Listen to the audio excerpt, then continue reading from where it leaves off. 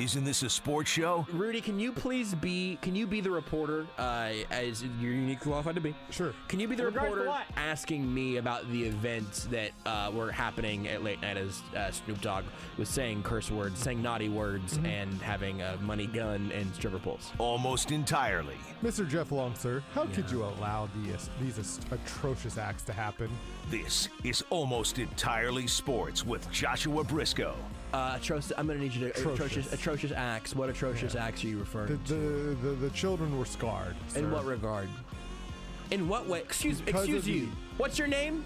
What's your name? My name is Joshua Brisco with an E. Take the show with you by listening on the Sports Radio 810 mobile app at 810WHB.com or by searching for Almost Entirely Sports wherever you get your podcasts. I want your boss's business card. I'm going to make a phone call. I'm Jeff Bleepin' Long. I'm the athletic director at the University of Kansas. You will not question my judgment. You will do no such thing. You know where you're going to have to go?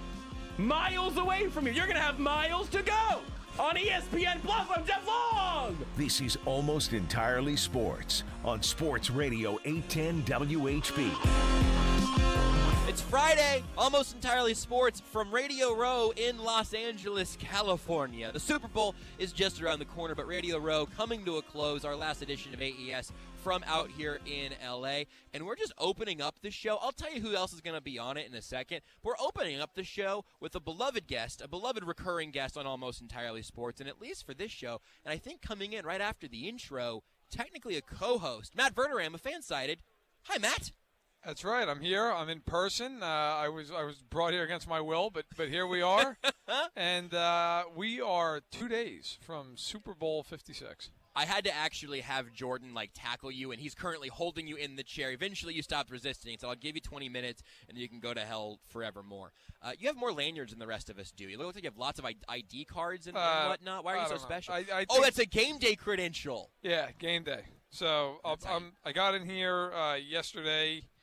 And then, we got today. Had to go out to Thousand Oaks for a feature I'm working on, and then came back, and here I am. And then tomorrow, I'm going out to UCLA to continue to work on that feature. Awesome. And then Sunday, the game, which is odd for me because it's at 3:30. Yeah, you're right. 3:30 local time. It's going to be bizarre. Like, it's like, hey, the Super Bowl, and it's still really, really light out and 90 degrees. Yeah, that is weird. I hadn't even thought about that. So that's going to be really unique. But no, I'm looking forward to it. The Bengals and the Rams, and we'll see how it shakes. I'm gonna say again with the feature. You mentioned this before we got on here. Also, am I supposed to ask you about the feature, give it a little tease, or is this just a hey? I'm not gonna tell you what it's about. You go check it out on FanSided. You'll tell us what day it's gonna be or whatever. Look, it will run right before the combine. I'm not sure exactly what day. It might be the day before. Oh, it's before. a pre-combine. Oh, okay. Yeah, it has nothing to do with Super Bowl. Okay, excellent. But it has a lot to do with some of the biggest prospects in the draft. Awesome. And essentially all the stuff you don't see, like one of the top prospects doing a plank with 135 pounds on his back at 7 a.m. And so there's a lot that went into this. We were up in Thousand Oaks for 5 hours this morning. We left the hotel at 6 a.m. So no, it's gonna be good. It's gonna be a lot of fun, and we got a ton of access. So it should be something that I hope people enjoy. Oh, I can't wait. Well, obviously we'll talk to you sometime around when that comes out. We can talk about it more then. Josh, I want to mention just because this kind of plays with what he's talking about. Last time we had Matt give us anything about any sort of prospect, he really liked a player from Oklahoma who just happened to turn out to be the Senior Bowl MVP. We take a victory lap on that, Matt? I mean, listen, why not? And yeah, the Perion Winfrey, the D tackle out of Oklahoma. Listen, that kid was unbelievable. And by the way, hopefully I'll be writing a feature about him down the road. But this last thing we teased is not that. But Winfrey, yeah, that kid. Look, you get in trouble when you watch 2 days worth of practice at an All-Star game, and you start like, I'll tell you what he is. He's a first ballot. But when you watched him in the practice, he reminded me so much of Chris Jones. Like, just so much of Chris. Like, size, speed off the line, even just his attitude. Like, I've never seen somebody who's so exuberantly excited at the Senior Bowl when he wasn't repping. Like, he was just screaming at his teammates, like, all right, let's go. You know, like, it was like, like, man, this kid has energy for days, and so Chris Jones. But really reminded me of him, and then also another Mississippi State guy, Jeffrey Simmons. Yeah. I got so excited whenever you compared him to Chris Jones again that I turned over and I started smacking the chair that I'm sitting next to. Yep. Dust comes pouring out of it. It's not great. That was a little asbestos. A little asbestos for your. A little asbestos to get your morning going. Kansas City. Wow. Yeah. My nasal passages are cleared out because of what I've. You get COVID? No. Mesothelioma. Yeah. Amazingly, I made it all the way through this LA trip. No COVID, but yeah, my respiratory system's still gonna have its issues. You've done plenty of Super Bowls and Radio Rows and everything at this point. I don't know how many or how many years you've gone back. 4 Radio Rows, 3 Super Bowls. So far, if you had to, I mean, this is a weird one. Is this were your only 2 Super Bowls prior, both Chiefs ones? No, so I didn't. I was credentialed last year, but I didn't go because of COVID. Because of COVID. I went to the Chiefs 49ers the whole week. I was there for 8 days. Same with the Pats and Rams a year prior. Okay, because we talked at Radio Row that year too. And then, for reasons I can't even remember, I was at Radio Row for the one where the Pats beat the Falcons. Huh. I have no idea. Where was that? Houston. You were in Houston just by accident. I was there. Like, we went there, but we were really young as a company. Had no idea. Like, I was like our editor at that. I wasn't even reporting. And the funny story, though, I remember that I remember specifically because I ran into, I won't say the name, I guess. I ran into someone of note there, and we started talking about the Chiefs. Now, like, I'll tell you, like, watch them in Mahomes. And if you go back and look at my Twitter feed, it's the greatest tweet I've ever had. Yes. The day of the draft that year, I was like, look, I'm not sources guy. I'm just telling you, I've heard they really like him, and that kid could make them good for a decade. And it is. I should have stopped doing Twitter right then. Yes. Because I'll never ever. By the way, I could have been so wrong. Yes. But at the time, I was like 26 and an editor, and it was just like, hey, this guy who's important told me this, so. And it just so happened to perfectly work out. Awesome. Now, if I did that, I'd be horrified. Like, oh my God, I get a second source. What am I doing? But at the time, I was like, oh, this guy. I know he matters, and he said this. I can't believe John Dorsey gave you the goods like that. Can you imagine? Oh my God, John Dorsey is an all-time character, but it was not John. John Dorsey would have been like, I'm not talking about that. Are you kidding me? There would have been no chance. We're not drafting anyone. We're not talking about it. There's no chance whatsoever that you're going to get anything anywhere near that that caliber from John Dorsey. Dorsey's an awesome guy, but that was not happening. He was not giving out nuggets for free on Radio Row. No. I was going to ask from the various venues and everything, if you've had a favorite so far, either in Radio Row or in the Super Bowls, or just the city in general. You know what? I heard Miami was very spread out and everything. Yeah, so Atlanta was probably the most convenient because it was able to just shuttle you there and back from the hotel to the convention center. And it was like a 10-minute trip. It was really, really easy. Awesome. Miami, as far as the whole week, Miami was the best. I mean, oh really? Oh my! First of all, look, it's Miami. It's Miami. Okay, that makes sense. Where I'm not going to go down this road, but like it's South Beach. Like it's everything you could want in one strip. Like it's great food. You get the beach there if that's your thing. Which actually is not my thing, but if it was, right? Like you just and at the time, I'm a happily married man, but if you were to want to go out to a club, right, Miami's where to go, right? Yeah.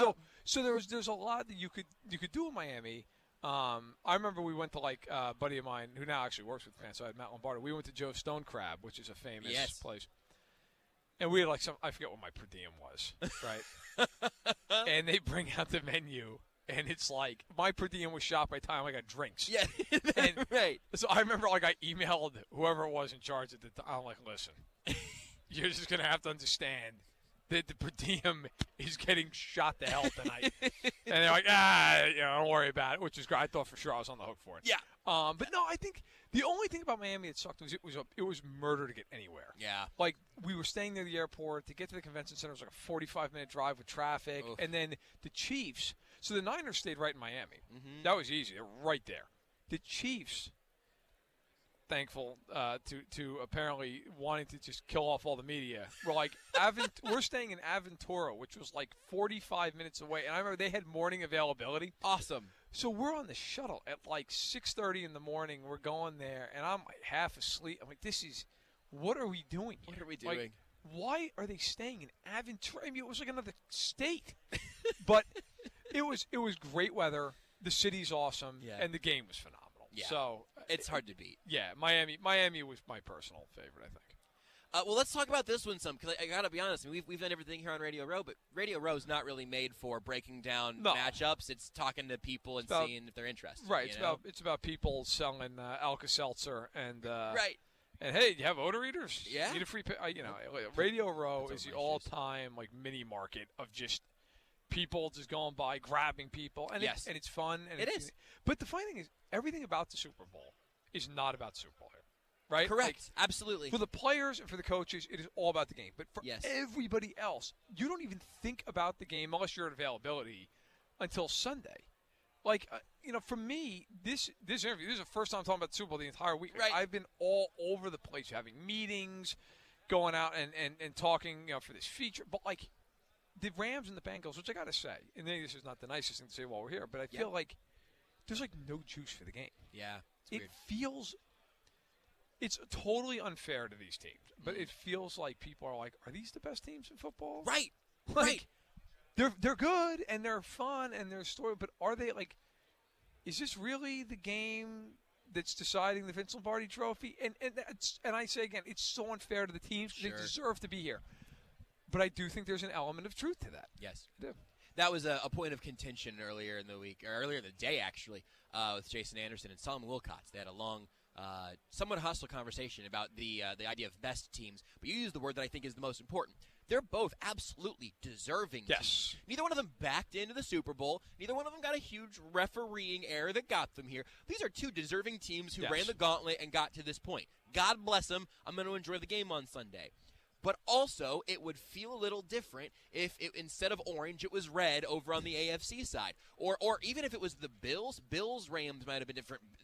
I like the Rams, what they've done this year, but they also had their moments of is this team actually good, at all? And I think the story of both of these two franchises this year has been fascinating. It's just weird to see them here in February. It's just, you look at the game, and you're like, I think the Packers are better. Yeah, Packers, oh my goodness, yeah.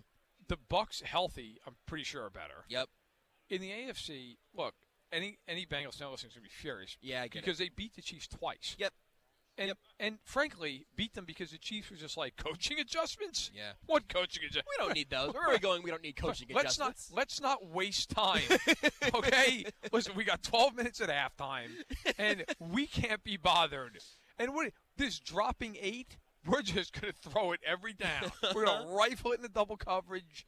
It is what it – look, the Bengals deservedly – they beat the Chiefs twice, but I think, part of it too, and this maybe is a little bit of a Kansas City bias perspective.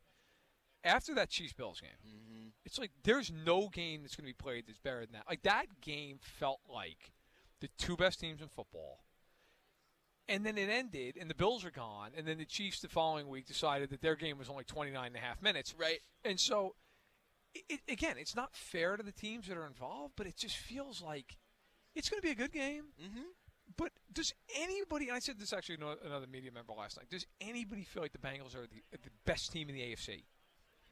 If the Chiefs played them tomorrow, the Chiefs be favored again, even though they lost them twice. Yes. The Bills would certainly be favored against them, right? Like, I think if the Chargers played the Bengals, you could make, not look, the Chargers have no right. They didn't make the playoffs. For sure. But you could make the argument. It's a weird, like last year you had Mahomes, you had Brady. The year before that, the Niners were excellent all year long, right? Nobody would doubt that. They were the number one seed. You had the Chiefs with this high-flying, dominant football team. Then the year, of course, like the 80 years prior to that, you had the Pats. Right, and there's so it was always some NFC. They always had some legitimacy, and then some team trying to upset them. Yep. This year, it's like Matt Stafford because the Niners dropped an arm punt. Yeah. And the Bengals. And it's so unfair to these teams, but I do think that is reality. Yeah. It's just weird. It's very strange. Well, and so, I mean, I think you're even seeing the effects on that in the way that we're talking about this game because, like, if you're a quarterback in the Super Bowl, your star is going to rise enormously quickly in a huge extent. We're all talking about these two teams. It doesn't matter who the quarterbacks are. They're going to be on those billboards, right? But now we're at this point with Joe Burrow where the only thing you can possibly do is to say something outlandish about how you take him over Pat. You take him over any quarterback in the AFC right now. Or he's actually the best young quarterback anywhere in the league. And no one is capable of just saying, I think Joe Burrow is very good and also still has some growing to do. And he's a fine young man. A fine young man with some wonderful swagger and a great pocket presence. But, we have to exaggerate to make it feel more super, I guess. Where do these two teams actually belong in terms of some of those narratives? To not just talk about the teams that we think are better than them, but in fairness to the Rams and Bengals, like, what are they actually? So, like, the Rams, I think you could make a case, hey, look, they kind of they came together at the end of the year. They had a lot of moving parts, obviously, a lot of new guys. They figured it out. And hey, listen, you give them credit. I mean, they were able at the end of the season to get rolling. But again, it's a weird, like, they were in the divisional playoffs up 100 points and just started fumbling nonsense, like, with that close. Yeah. And then the Niners game, they're down 10 points in the fourth quarter, and Stafford was the worst pass receiver in your life. Yes. And Jaquiski Tartt just drops the ball. Yep. Right? The Bengals. I mean, I remember watching that Bengals-Titans game and thinking to myself, like, my God, whoever wins this Kansas City Buffalo game is going to win by 100 points. Yes. Like, it's just not even a contest. And then you're watching the AFC title game, you're like, oh, 21-3. I'm basically writing my column at that point. This game's done. Done. I think the Bengals are a good team that has a bright future, but they're also a team that, like, Lady Luck has shined on. And there's nothing – I know people take that as like a slam. Yeah. There's nothing wrong with that. Right. It's required to some extent. Listen, unlucky teams don't play in February. You don't get to the Super Bowl or win it without some fortune. Yep. Okay? The Chiefs, in large part, won their Super Bowl because Ryan Fitzpatrick beat Tom Brady in Foxborough. Yep. Right? And God forbid you said a lot of Chiefs fans like, oh, you're saying they're lucky. Yeah, I am saying they're lucky.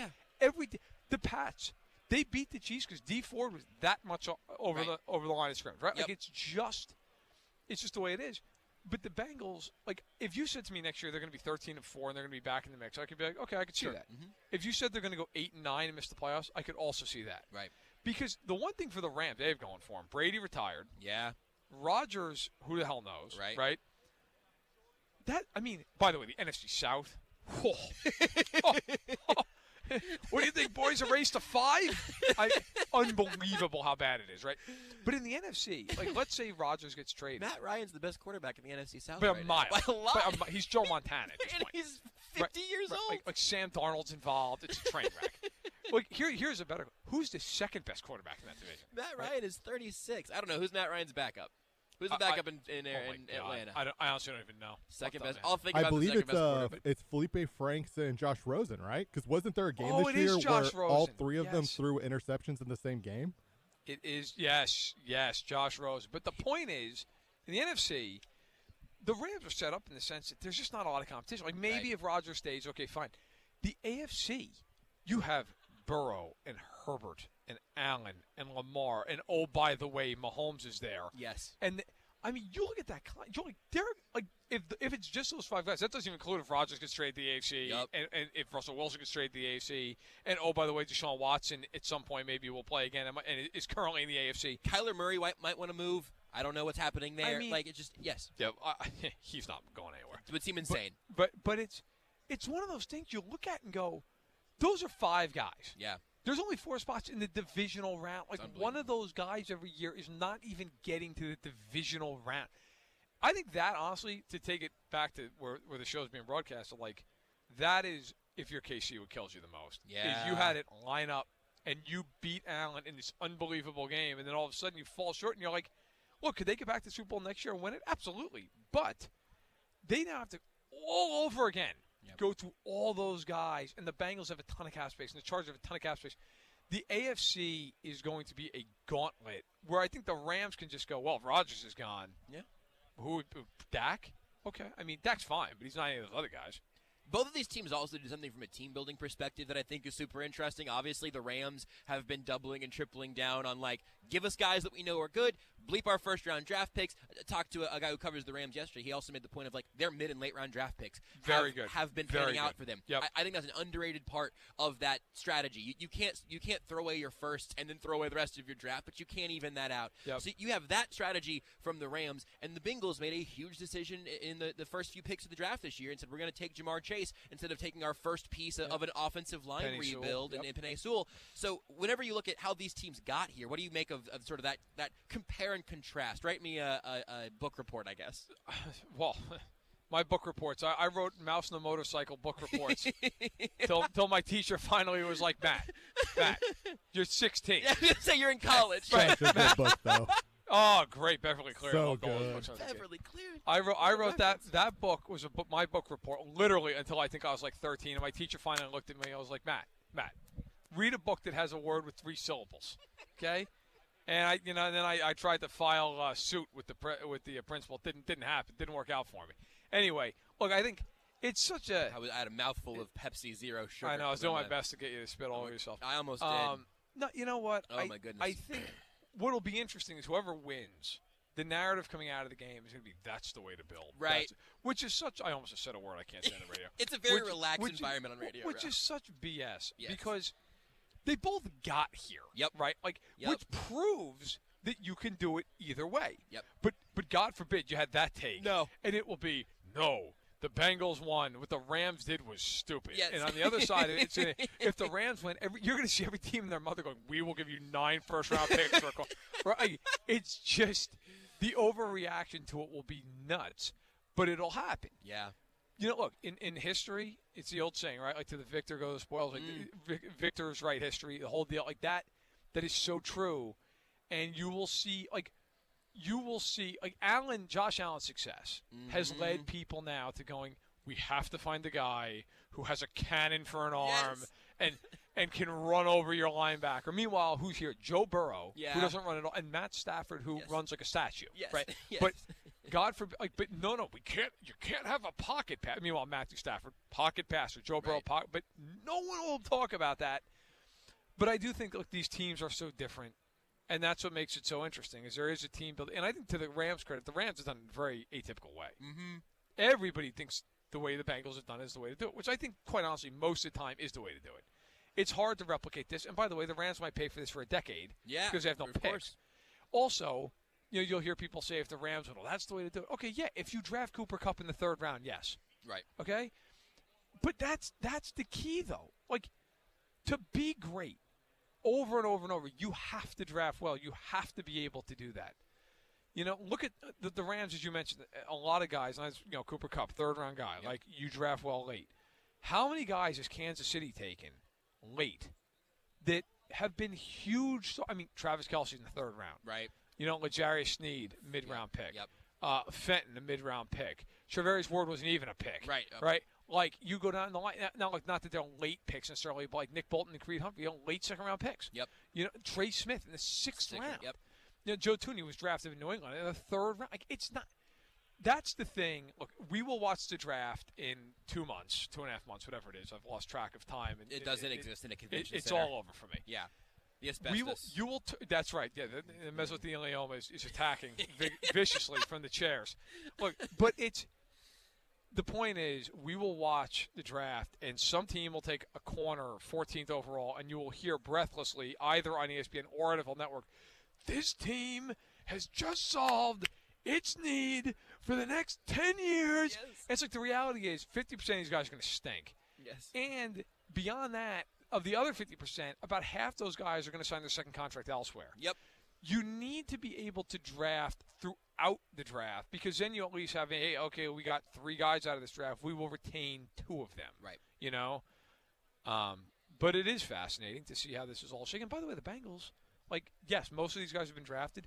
Trey Hendrickson, what a signing. huge free agent, right? Yeah. Eli Apple and Chidobe Awuzie, who have been really good at them really good at corner for them. Von Bell, who's been a very good safety for them. Certainly, the Bengals have drafted the vast majority of their contributors. Mm-hmm. Okay, but they're not here if they don't open up the wallet for Trey Hendrickson. By the way, the Bengals never opened up the wallet for anybody, Right? Ever until about 2 years ago, Right. When they signed DJ Reader, and everybody's like, "Whoa, the Bengals!" Are you like, sure, Cincinnati? Like $50 million. Who got into their checkbook? So this isn't right? really your thing. I mean, this is a team that spent no money ever. Now they have, and now they're in the Super Bowl. One guy is just this is one that I don't think other teams are going to copy, but an insane story. Eric Weddle's wearing the green dot for the Rams defense.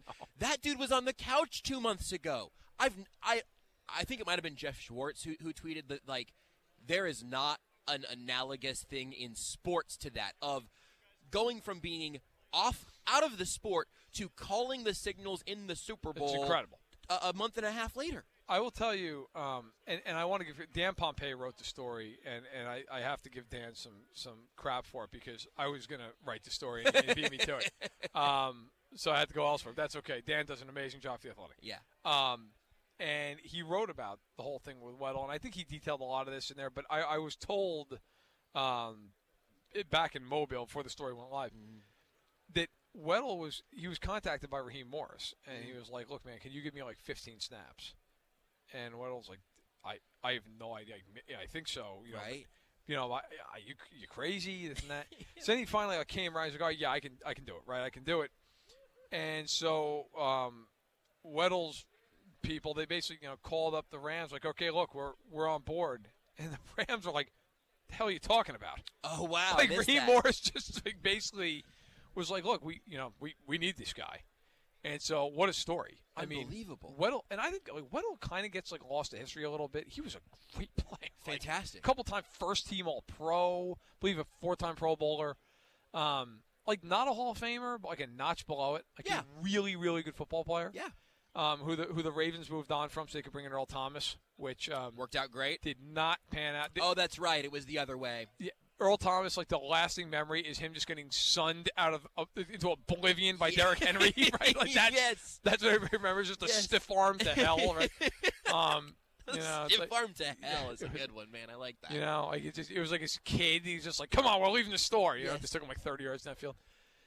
No, I think it's a great story. And, if the Rams win, Weddle's an amazing story. Andrew Whitworth, who Walter Payton Man of the Year, is an unbelievable story. Incredible. By the way, if you've ever been near him, the biggest human being you've ever been around in your life. Really? Okay. Oh, my God. I always thought, Vince Wilfork is just the biggest human being I've ever been around. But Andrew Whitworth, I looked at him and thought to myself, if you gave me 100 times, hey, you can – he can't use his arms. And you can just try to get around. I mean, there's no chance. No, the never. guy's 3 times as big as me, and I'm 6'2", 220, but obviously a non-NFL 6'2", 220. Yeah, right. Very much a on-the-couch 6'2", a softer 6'2", 220. Right. a body fat percentage is probably higher than my IQ. But, no, look, they're a great series. And the Bengals win, first time they've ever won. Burrow, of course, after the knee injury, comeback player of the year. Great stories. Yeah, They really are. there's a lot of really good stories for either side. Let's go actual football matchup a little bit because I trust your eye on this. And again, I have bad judgment. This is obvious.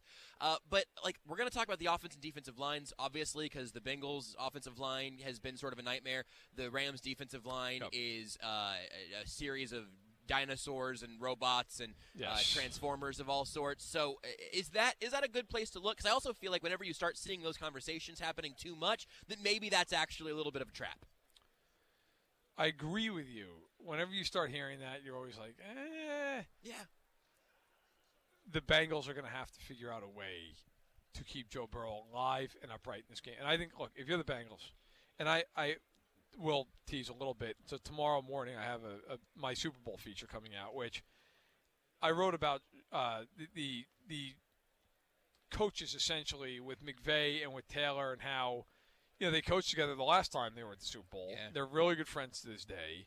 But I talked to a couple of guys in Liam Cohen, who is the offensive coordinator with Kentucky, and I talked to Shane Waldron, who's the offensive coordinator now in Seattle, and they were both on that staff as well. And so I basically was like, here, I want you to tell me what the Super Bowl is going to be like through your eyes, knowing these two guys. Mm. And I asked them both, how do the Bengals win this game? What is the thing? And there's talk like there always is with coach, turnovers and stuff, but Liam, in one of his answers, was like, look, they are going to have to move the pocket. They're going to have to play the quick game. This cannot be a thing where he's just dropping back. Yeah. It's just, there's no way. And first of all, I'll take Liam's word over mine, considering he's an offensive coordinator in the SEC, and I'm, me. Right. But I said, I totally agree. I think if you're the Bengals, this has got to be rolling out. I don't know that they're going to be able to run the ball. I really think they're going to have a hard time doing that, but get the ball in Chase's hands and in Higgins' hands, Boyd's hands, and let them create. Let them try to break a tackle, make a play. If you can set up a shot play, great. If you have to get a shot play because it's a wide receiver screen that goes for 40 yards, fine. Yep. The problem's going to be, I think, if the Bengals find themselves down, not even to the extent they were in Kansas City, but if they get down 10 points, the Rams can tee off in a way that Kansas City could not. Yeah. The Rams can just come at you, and there's no stopping it. It's just the problem they're going to have, too, is it's not just hey, Aaron Donald. Aaron Donald's amazing. Right. But it's also Von Miller. Right. It's also Leonard Floyd. It's also Greg Gaines. The Rams present a lot of problems, and they move Ramsey around. So it's not like you can just put him in one place and you can kind of play away from him. You got to deal with him. It's going to be interesting. I do think the Bengals have a chance. I like the Rams to win the game. It sounds like you're leaning Rams, though. I'm leaning Rams. I think the Rams win by 10. The only caveat is Stafford. You just never know. True, man. Can you imagine if he gets here and then 3 picks? He could play a game. If you said to me he went 28 of 33 for 380 yards and 4 touchdowns, I could see him doing it. Absolutely. I could also see him throwing 2 picks that you're like, what are you doing? One of them's a pick six. One of them's in the red zone. Right. It just gets run back, and you're like, well, game's over because you just gave 14 points. I do think this game is going to be much more defensive than people think. Yeah, the defenses are the Bengals. Look, the big lie of this whole week is that Burrow has driven them here by sheer will. Right. Their offense has not been good in the playoffs. Right. Their offense has stunk. They have 13 red zone drives in the playoffs. They have 5 touchdowns. That's shocking. They've been awful offensively. And everybody's like, I don't know. How do you stop Burrow?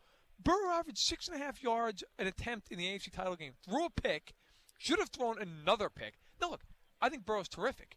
But there's been this weird, we've got to go out of our way. He's kind of like you said earlier. He's the best.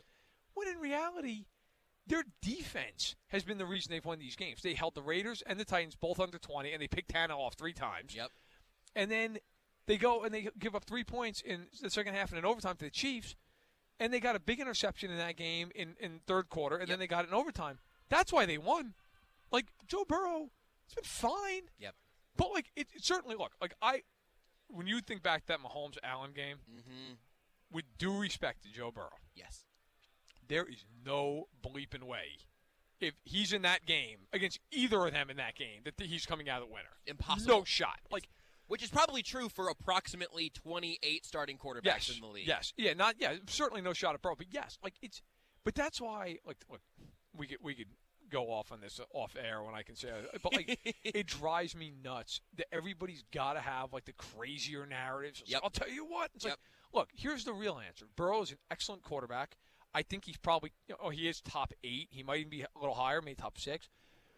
But, yes, he has not been great in the playoffs. Allen was great in the playoffs. Yes. He just ran into God and cleats that night at Arrowhead, okay? Yep. Mahomes was spectacular for 2.5 games and then fell apart in the second half. Yep.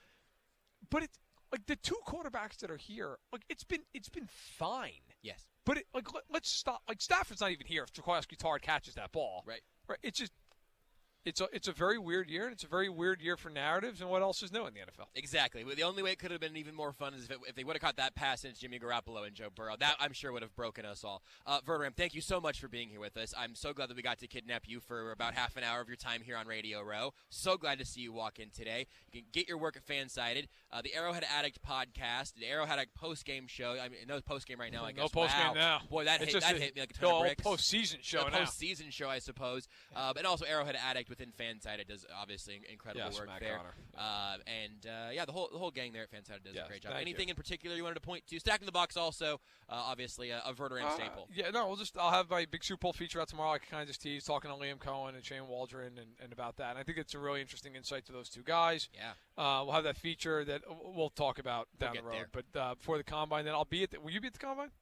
As of right now, I've not been told that I'm going to the Combine. Okay. I would actually like to go to the Combine, so I'm going to give myself a soft maybe. I'll be there. I'll be tracking down God knows who. Yep. And I'll tell you what, you haven't covered the NFL till it's 2:30 at the bar at the JW Marriott. See? Okay, and you're really fighting the evening at that point. Yes. Okay, but you're like, I see that GM, and if I can just get 5 minutes, that's when the magic happens. See, I gotta get to the Combine. So here's some magic the rest of the show today. Next up, we're going to talk a little bit more about quarterbacks with someone slightly more qualified. Taylor Heinicke is going to be here, and maybe through the magic of radio, maybe I already know that conversation was awesome and that you're not going to want to miss that because he's just a fantastic person to talk to. Also, Cooper Rush following that. Then Johnny Avelo, the head of DraftKings Sportsbook. We'll have Jordan Foote sit down with us a little bit. We'll recap our week in L.A. Plus, how about Warren Moon, Suzy Shuster, Christian Okoye? If you missed them earlier in the week, we'll bring them to you here at the end of this show here tonight as well. Thank you, Matt Verderame, for your time. Follow him on Twitter at Matt Verderame, and we'll keep an eye out for all those features and whatnot. And maybe I'll catch you at the bar and at the Combine. All right, but if you do, we don't know each other. No, absolutely not. No, it's a whole pina colada situation, That's right, I think. that's right. Getting lost in the rain with Matt Verderame here on Almost Entirely Sports, live from Los Angeles on Radio Row. Icon is seeking healthy, non-smoking men and women ages 8.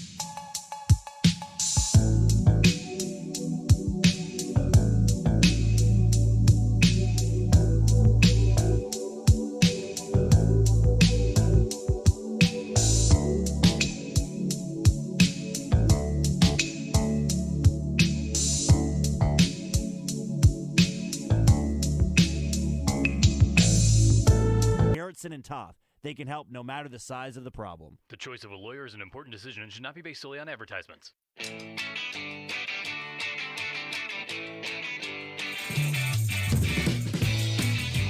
You're listening to Almost Entirely Sports Although a 1-2 punch of Alex Smith and Sam Bradford, that seems like a handsome backfield. with Joshua Brisco. Rodgers, Brady. Yeah. Not 1-2 necessarily, but that's a handsome enough. Contenders. That's Contenders. Right. That's Who's not at the bottom of that list? Ben Roethlisberger and Peyton Manning. Is that forehead still expanding? Yeah, it's like the universe. It just keeps expanding. I don't know how it works. On Sports Radio 810 WHB. Almost Entirely Sports continuing here, almost entirely live from Radio Row in Los Angeles. Now joined by Washington Commanders quarterback Taylor Heinicke. How does Washington Commanders sound to you? It sounds all right. You know, I don't love it. I don't hate it. I'm just happy that we got our name. We got a fresh start. We're good to go. Because the last 2 years, it's just been, what's the name going to be? Right. This and that. You know, so it's nice to get that over with, and here we go. So, would you have personally stayed with football team, or if I made you the all-powerful chooser of the team name, what would it have been? You know, I liked the football team. I really did. Yeah. I thought it was kind of classy. I agree. And I liked the circular emblem that we had too. Yeah. Just the, you know, I thought it was super clean looking. But if I had to pick one, I heard Armada was in the race, and I thought that was a pretty neat name. Yeah, I like that. I thought you could have a lot of fun with that one. Like, yeah, I'm excited. I think the branding you guys have rolled out so far, you got the little circular logo back again, a different form. We also get you. Here's the thing: one of the teams you were a member of briefly, because the league happened briefly, was the Battlehawks. Much love to St. Louis and to the St. Louis Battlehawks. I think Commanders rolls off the tongue better than Battlehawks did, at least, right? So I mentioned the XFL thing, and I mean, your story to this point throughout your career has had so many twists and turns. I think a lot of people know, unranked out of high school, undrafted out of the draft, ending up sleeping on your sister's couch while you're trying to, finish your degree and kind of keep the dream alive, and also telling some people you were retired already. Can you walk me through a little bit of that and that experience for you before you get the call and before you have the last year or so that you've had? So you're talking about the time from when the XFL ended to when I got that call? Yeah. Okay. So yeah, XFL ended. I'm like, shoot, man, I gotta find a job. Yeah. I don't know what to do. So obviously being a backup in the XFL, you kind of get the hint. This might be my last deal. Yeah. So I called Coach Scott Turner. He was OC. Yeah, first year OC at Washington, and I asked him, hey, do you have any coaching spots open? I'd like to coach. And he said, well, you got to finish your degree first. So I'm okay. So I went, took my ass right back down to Georgia. Didn't have a house at the time, so I was living with my sister, and started taking my math classes. And on that call when I was talking to Scott, though, he always said, don't retire just yet. You never know what's going to happen with injuries, and especially with COVID this year. You just never know. So I kept that in the back of my mind. I never thought I was going to play again. I started training the kids, started taking classes, trying to figure out what the next spot was going to be. And while I was training these high school and college kids to play, I was just staying in shape. And I was trying to, show them what I was talking about. So it kind of kept me in shape. And next thing you know, I'm getting that call to go up to Washington to be a, COVID quarterback, emergency quarterback. And then a couple things happen here and there, and then I'm thrown into the playoff game against Tom Brady. So it was a wild ride. It still is. But again, I would not have it any other way. I mean, mentioning like you kind of get the hint being a backup in the XFL. To me, it's really interesting because usually when guys hit that part of their story, you don't talk to them on Radio Row 2 years after that, right? Because they do go get another job or enter coaching or whatever. And so I can't imagine the rarity and then, again, that experience of that emotional step one, step two, where, again, your whole career, nothing had come easy to you, right, in terms of how you had been perceived on the outside. Was there a factor behind you? Was it being self-driven? Was it friends or family or some sort of extra passion that kept you grinding through all of that? During that time, a big one was my brother-in-law. He's got that grind attitude. He's up till he's up at 3:30 in the morning to go to work, and he gets home at 8. He's always working out, walking the dog. He's one of those grinders, you know. So when I was living with him and my sister, he would wake me up at 7:30 every morning, put a 50-pound weight vest on me, and say, we're walking. So we'll walk 5-6 miles. And it wasn't just stroll walking. It was speed walking. This guy was getting after it. So in between him and my 2 trainers down there, Earl and Joel, between those 3 right there, they just kept pushing me. And, again, there's a little thought in the back of my brain where I was like, I'm never going to play ball again. But, I like staying in shape and working out and stuff. So if it wasn't for them, I don't know if I'd be here right now. And then you get playoff game versus Tom Brady where, not just to honk your horn over, but you step in that moment and play some really good football in a really tough spot. Did you feel big, deer in the headlights eyes for a second when you entered then? Were you prepared for that moment? Because that's a huge switch to flip, I'd imagine. Yeah, it's hard to say I was prepared for the moment because, again, I was at home. But right. At the same time, you do a lot of self-reflection and a lot of kind of like daydream. I don't want to say daydream because that's not what it is, but you kind of like manifest these thoughts in your brain. So I remember having these long workouts, week after week after week, and I'm just thinking if I get another shot, I'm gonna be ready, and I'm gonna go do something great. And again, that time came, and I was in that tunnel ready to run out, and in my mind, I was like, you know what, this might be the last game you play. You're going out and playing the GOAT, Tom Brady. Go out there and have fun. No one's giving you a chance. Yeah. So if you go out there and throw 4 picks, that was expected. Right. So I just went out there, just let it loose, had fun, and now here we are. Yeah.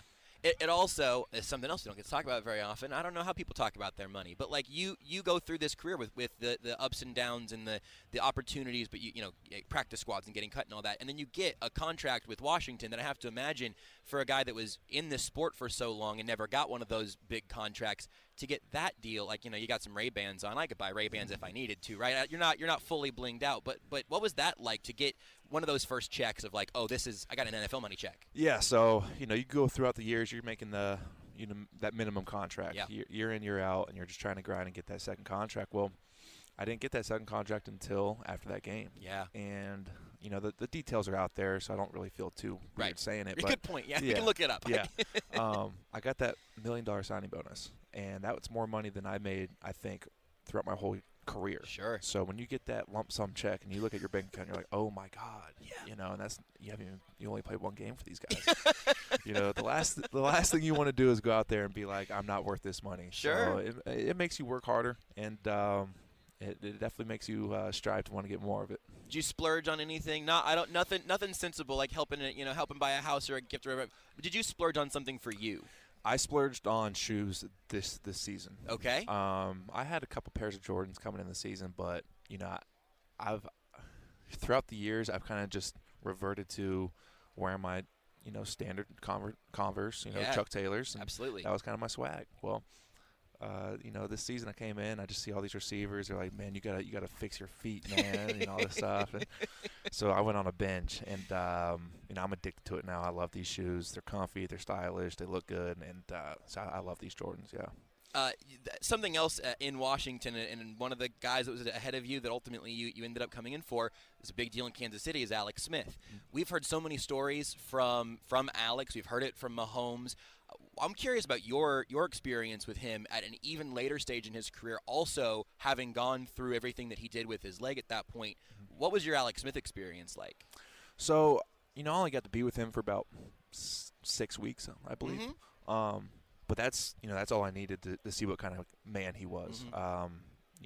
He's a great football player, but even a better guy. For one example that just tells it all is there was a week or two where he was hurt and he wasn't able to play, and he was supposed to go get treatment and stuff, and he blew off treatment he delayed treatment for 45 to an hour just to come to the quarterback meeting room and help whoever was playing quarterback that week see what he was seeing and stuff like that. You don't see that everywhere in the NFL. Yeah. And again, that's a small sample size, and it's something that I'm sure a lot of quarterbacks do. But Alex, he went above and beyond to help people and try to teach people what he's thinking. How he sees the game, what's going to be successful, and how he wants you to do it. So just seeing him do that type of stuff, you learn from it and you try and emulate it. What's your mindset now, kind of being a guy in Washington where you were the guy last year, right? And are seeing a franchise that who knows what their path is going to be next, who knows what a competition might be in training camp.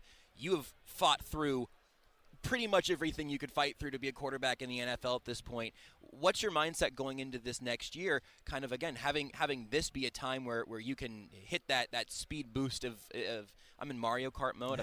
I can't help. I'm thinking video game language. But you hit that at this point in your career. Now you're going in the next season with what kind of mindset? I don't think it's a different mindset than I had last year. There's been lots of talks about going to get a big-time quarterback or drafting a guy, and that's just I've been dealing with that my whole life. Right. I've been overlooked my whole life. It's not that they're overlooking me. It's just you have to compete every year. Yeah. You have to earn your spot, and I think that just makes me better, and it makes whoever I'm competing with better. So for me, I think the only difference between last year and this year is I have a lot more experience. Sure. I got a whole year starting. I feel like I know what it takes to win in the NFL. So yeah, I think it's a big boost for me mentally, and but the mindset is no different than other years. You mentioned also you wanted to get into coaching, and so again, not to look to your coaching career now. You're looking at that because the football playing was not going anywhere. You're in a good spot now. But do you still look down the line a little bit? And again, not to force another Alex Smith mention or whatever, but whenever you see a guy that is mentoring younger quarterbacks down the road for you, is that something that you still think you would want to do, or is that more of like, I got to stay in football somehow at that time? I think it's something I would still like to do. I think about it every offseason. I'm like, this isn't going to last forever. I got to figure out my next step. And I want to be around the game. I just feel like I know too much and I enjoy it too much to just completely let it go. Sure. And I think that's a good way of doing it. I don't know if I want to be a part of a team and coach. I don't know if I want to be like my own type of guy and just coach young high school kids. Quarterback, sure, yeah. I don't know what it is, but I'm sure I'll find it. But yeah, those 5 months where I was at home in the summer training those kids, I found a real joy in that. And when you kind of see their eyes like, oh, it clicks for them, it's cool to just be a part of their process of getting better. Teach me something here now, because I don't think we do our best. I really try, but I don't think we in the media always do a very good job of understanding how many things are going into every single thing you are doing, pre-snap, at the snap, after the snap. Literally every play. Can you walk me through? You don't have to give me a play call or anything, but how much you're doing in those 40 seconds that you may have? Yeah. So sometimes you get an extensive play call, and it's like a paragraph long, and so you're thinking about it, you're picturing it in your brain. So then, being a quarterback is tough in which you have to have a commanding voice. You have to look everyone in the eye in the huddle. You have to be confident about the play. You have to make them, make sure everyone knows what they're doing. So you get up there, break the huddle, make sure everyone's in their spots. Then you know the protection. You're like, okay, where are my hots at? Do I want to change the protection? Or safety's rolling to where I want to change the protection and go left. So that goes through your brain. And all that while it's going on, you're thinking, okay, if they're doing this, if the safeties are doing this, what coverage am I going to get? And for this play, what did we talk about all week? Where do we want to go with the ball against this coverage? And at the same time, if it's a 2-minute deal or if it's you're in the red zone, you have to know the situation. So there's a lot going on in that 25 to 40 second range for a quarterback on every single play. Now, the cool thing about quarterback is when you have a good offensive line and you have a good running back, and you just hand the ball off 5 times in a row and watch Antonio Gibson do his thing. I love those play calls. Those are great. Yes. But yeah, it's there's a lot going on there that people don't really know about. Yeah, every time I get a chance to talk to someone who's been in a spot like that, it's something I want to know more about, because it's really hard to replicate. God bless Matt and all the great things that game has done for us all. Probably not quite to that level. Yeah. Taylor, the show's called Almost Entirely Sports. We've talked a lot of sports. I have some almost questions here for you. What's the best movie you have seen in the last year? Doesn't have to come out in the last year, just something you've seen that you think more people should see. That's a good one. I've been on an old classic binge movie grind. My brother-in-law told me to watch Heat the other day. I haven't seen Heat still. I've heard it's wonderful. It's unbelievable. Okay, all right, that's great. I can take that. I can put that on my list. Say Taylor Heinicke told me to watch Heat. It's much that my coworkers can say that to me so many times, but I'll take it from you and feel a little bit cooler about it. What is your favorite hobby that has nothing to do with sports? Oh, see, that's tough. I would have said golf. Without sports, I've always wanted to start traveling. Okay. During the off season, I always just kind of put up myself, hey, you need to be in the gym, you need to be working. Yeah.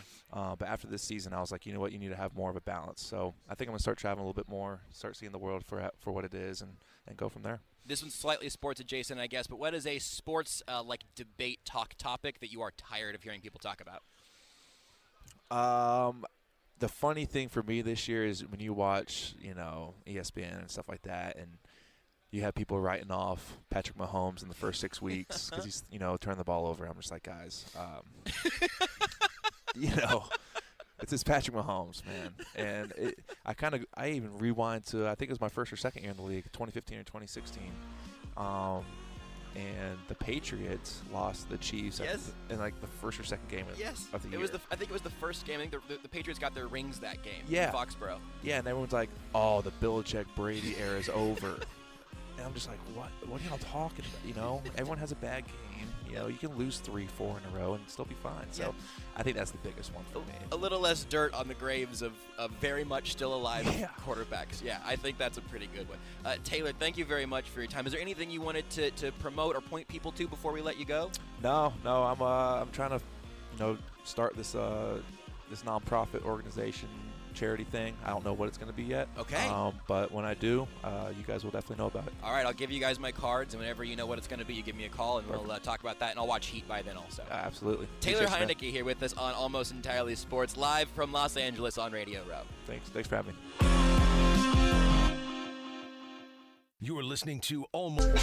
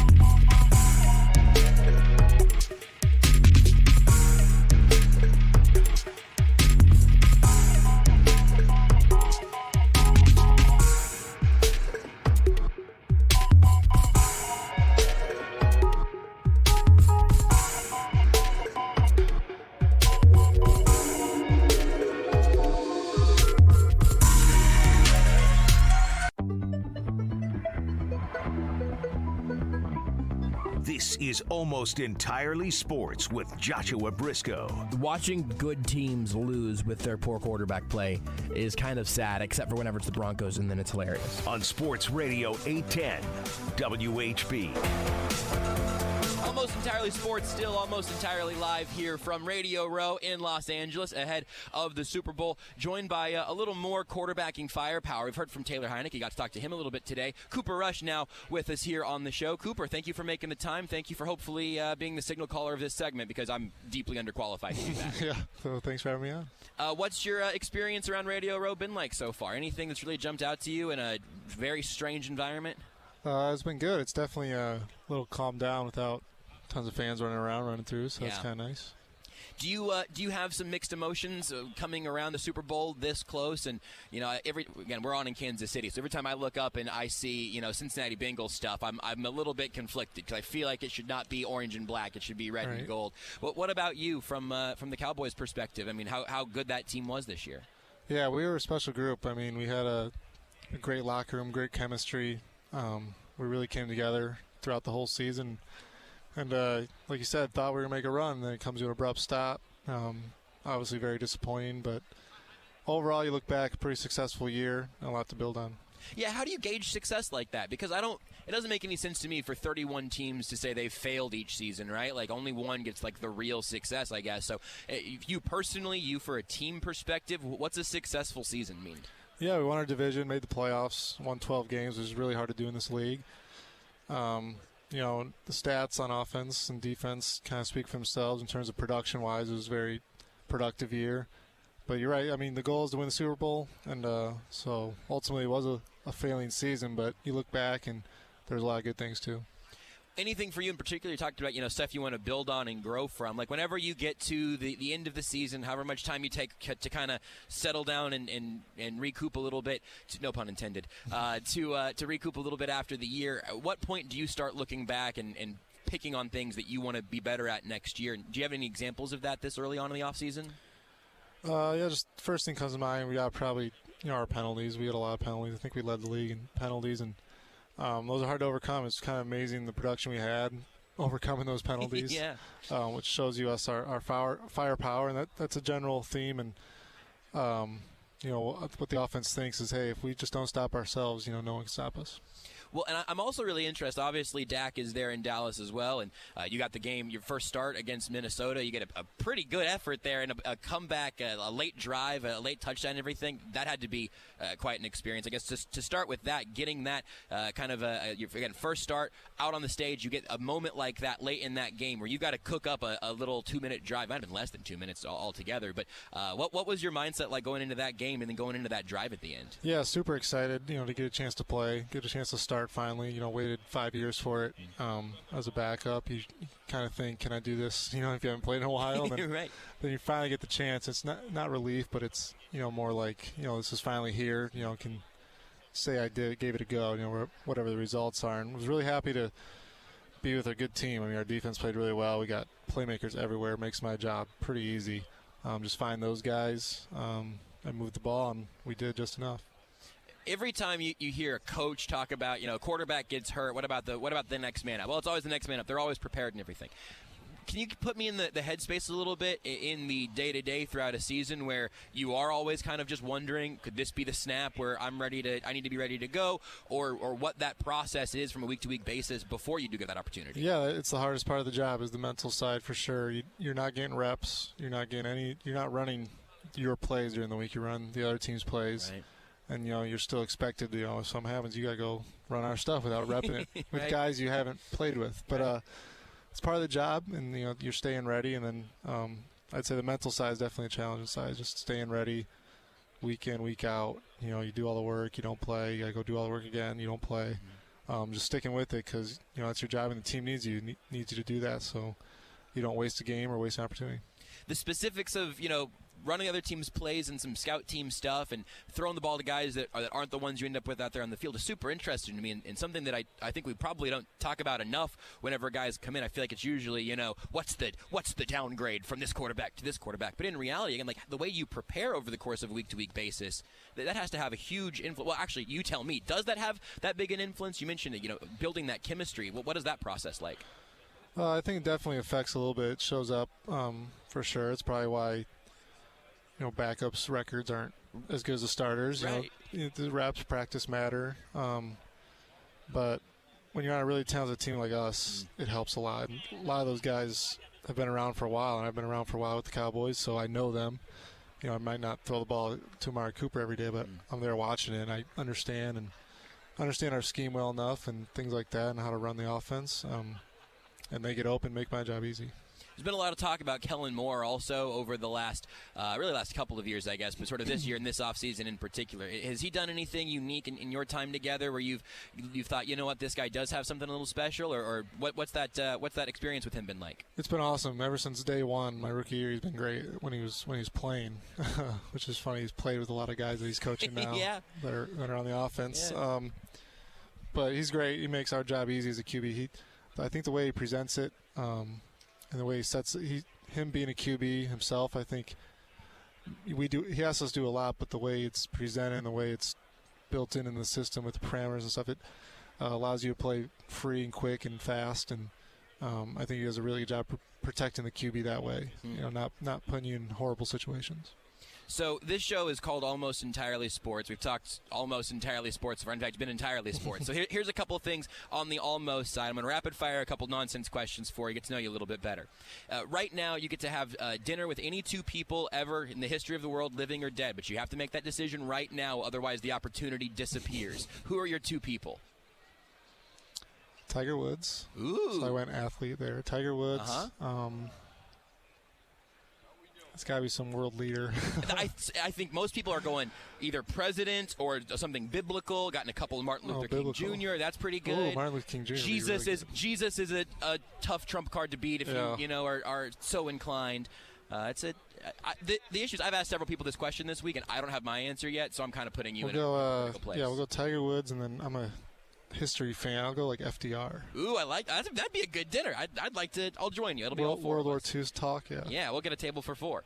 What is a sports talk debate topic that you're really tired of seeing on TV, hearing on radio, seeing on the internet? Something we just talk about too much. It's a lot. There's a lot. I know. I feel. So I'm a huge big LeBron fan. Sure. So obviously, like the GOAT debate gets pretty old. Constantly having it because there's probably no solution. Yes.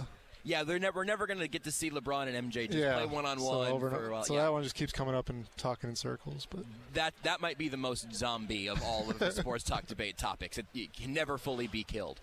What's the best movie you've seen in the last year? Doesn't have to have come out in the last year, just something you've seen in the last 365 days approximately. Not a huge movie guy. I saw a TV show? TV show, Billions. Ah, okay. Love that one. Showtime. Well, and then last thing here, I don't know where this will take us. It's not movies, but what's your favorite hobby that does not have anything to do with sports? Leaving the sports world, what do you do in your free time? Golf's a sport. I've gotten that twice. That's a good one. Yeah. It's tough, but it's kind of nerdy, but I like doing crossword puzzles. That's not that nerdy. I love a crossword puzzle. Are you a Wordle guy? Have you gotten in on Wordle? Get on Wordle. What's your Wordle streak right now? Do you know it off the top of your head? No, it keeps getting.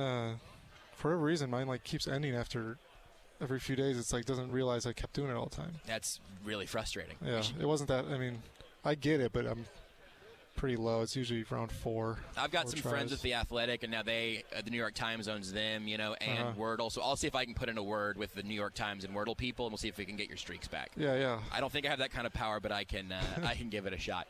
Cooper, anything that you want to tell people, or any way they can follow you on socials, anything that you're passionate about, anything you want to tell people before you head out of here?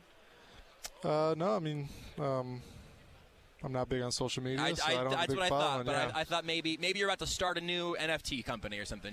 No, I'm trying to learn more about those.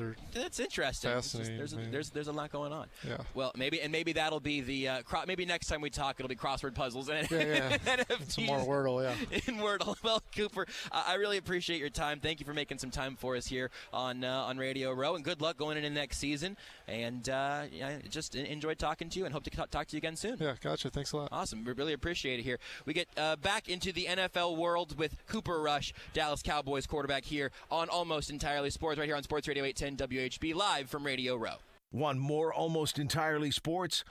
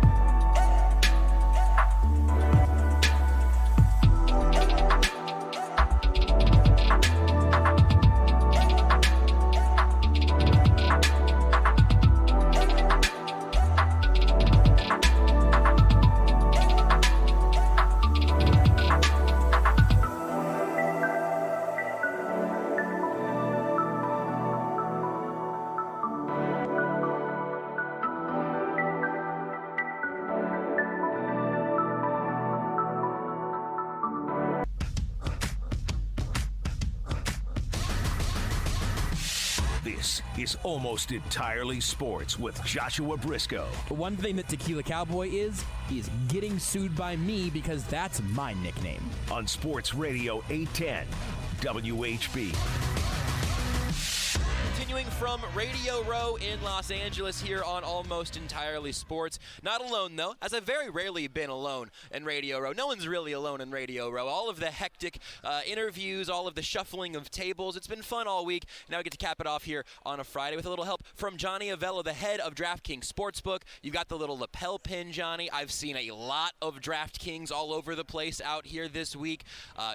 Everything that you guys have been able to do as this company has grown has been incredible. I don't know how much people knew at the beginning of sort of the rise of DraftKings to where we are now, where it is at every level, in every sporting event, every commercial break, DraftKings. I'm happy to talk to you about some of that. Thank you, and I'm glad to hear all of that. That sounds that's music to my ears. That we're out there. People know of us. If they didn't know of us, they do now. So we're gonna keep doing this. We're gonna keep pushing. Your marketing has been working, I think. Excellent. And for me, one of my biases. I got to talk yesterday to a couple of the guys from the Dan Le Batard show with Stu Gatz, which is now they refer to DraftKings as their bedfellows. You know, there is a partnership there on a level that is tremendous. And only continues to grow as they grow and kind of help them create their own thing over there. That's been very exciting. And I want to ask you about the sportsbook side of things. I want to talk about the Super Bowl, of course, but I don't know. You said you were doing their show a little bit earlier today. If you've had any involvement with them, what that experience has been like to kind of have a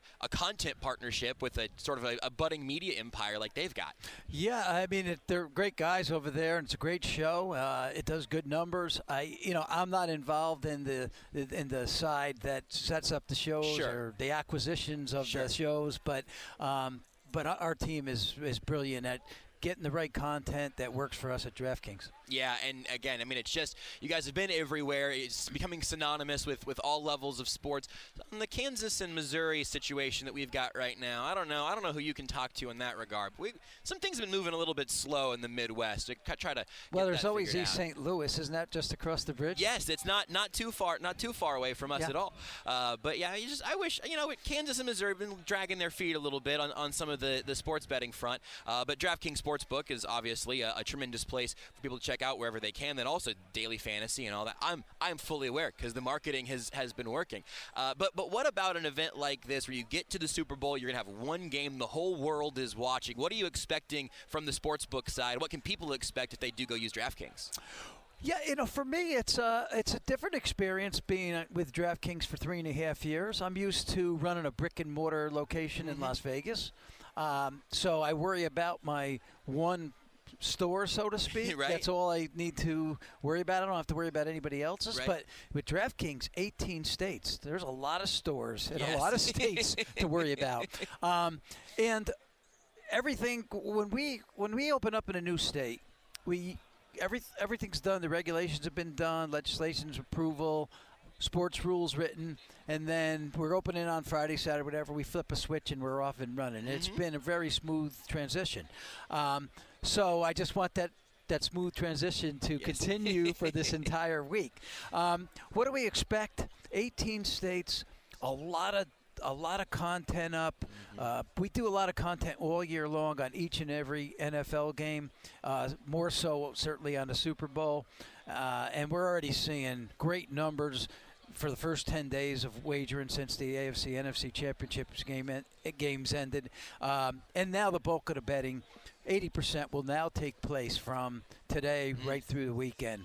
I'm looking for record-breaking numbers. Yeah. And of course, we're in more states, so sure. Yes. But I'm just looking at more people betting. New York came on board, Louisiana came on board within the month, and there's more interest just in betting in general. Yeah, absolutely. Well, so I mean, you mentioned sort of those processes as the laws have changed and all that, and you can get into the nitty-gritty as much as you want or as little as you want. But I am interested from your perspective what that process has been like, and if we are sitting in the Missouri and Kansas sort of situation of, hey man, I'd like for some of this to be a little easier for me to do from my phone.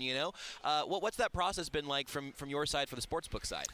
Well, we want to be everywhere where anyone will have us, So once a state opens up and we're able to go into that state, we're very aggressive. We'd like to be first to market. Sure. So sometimes it doesn't happen that way.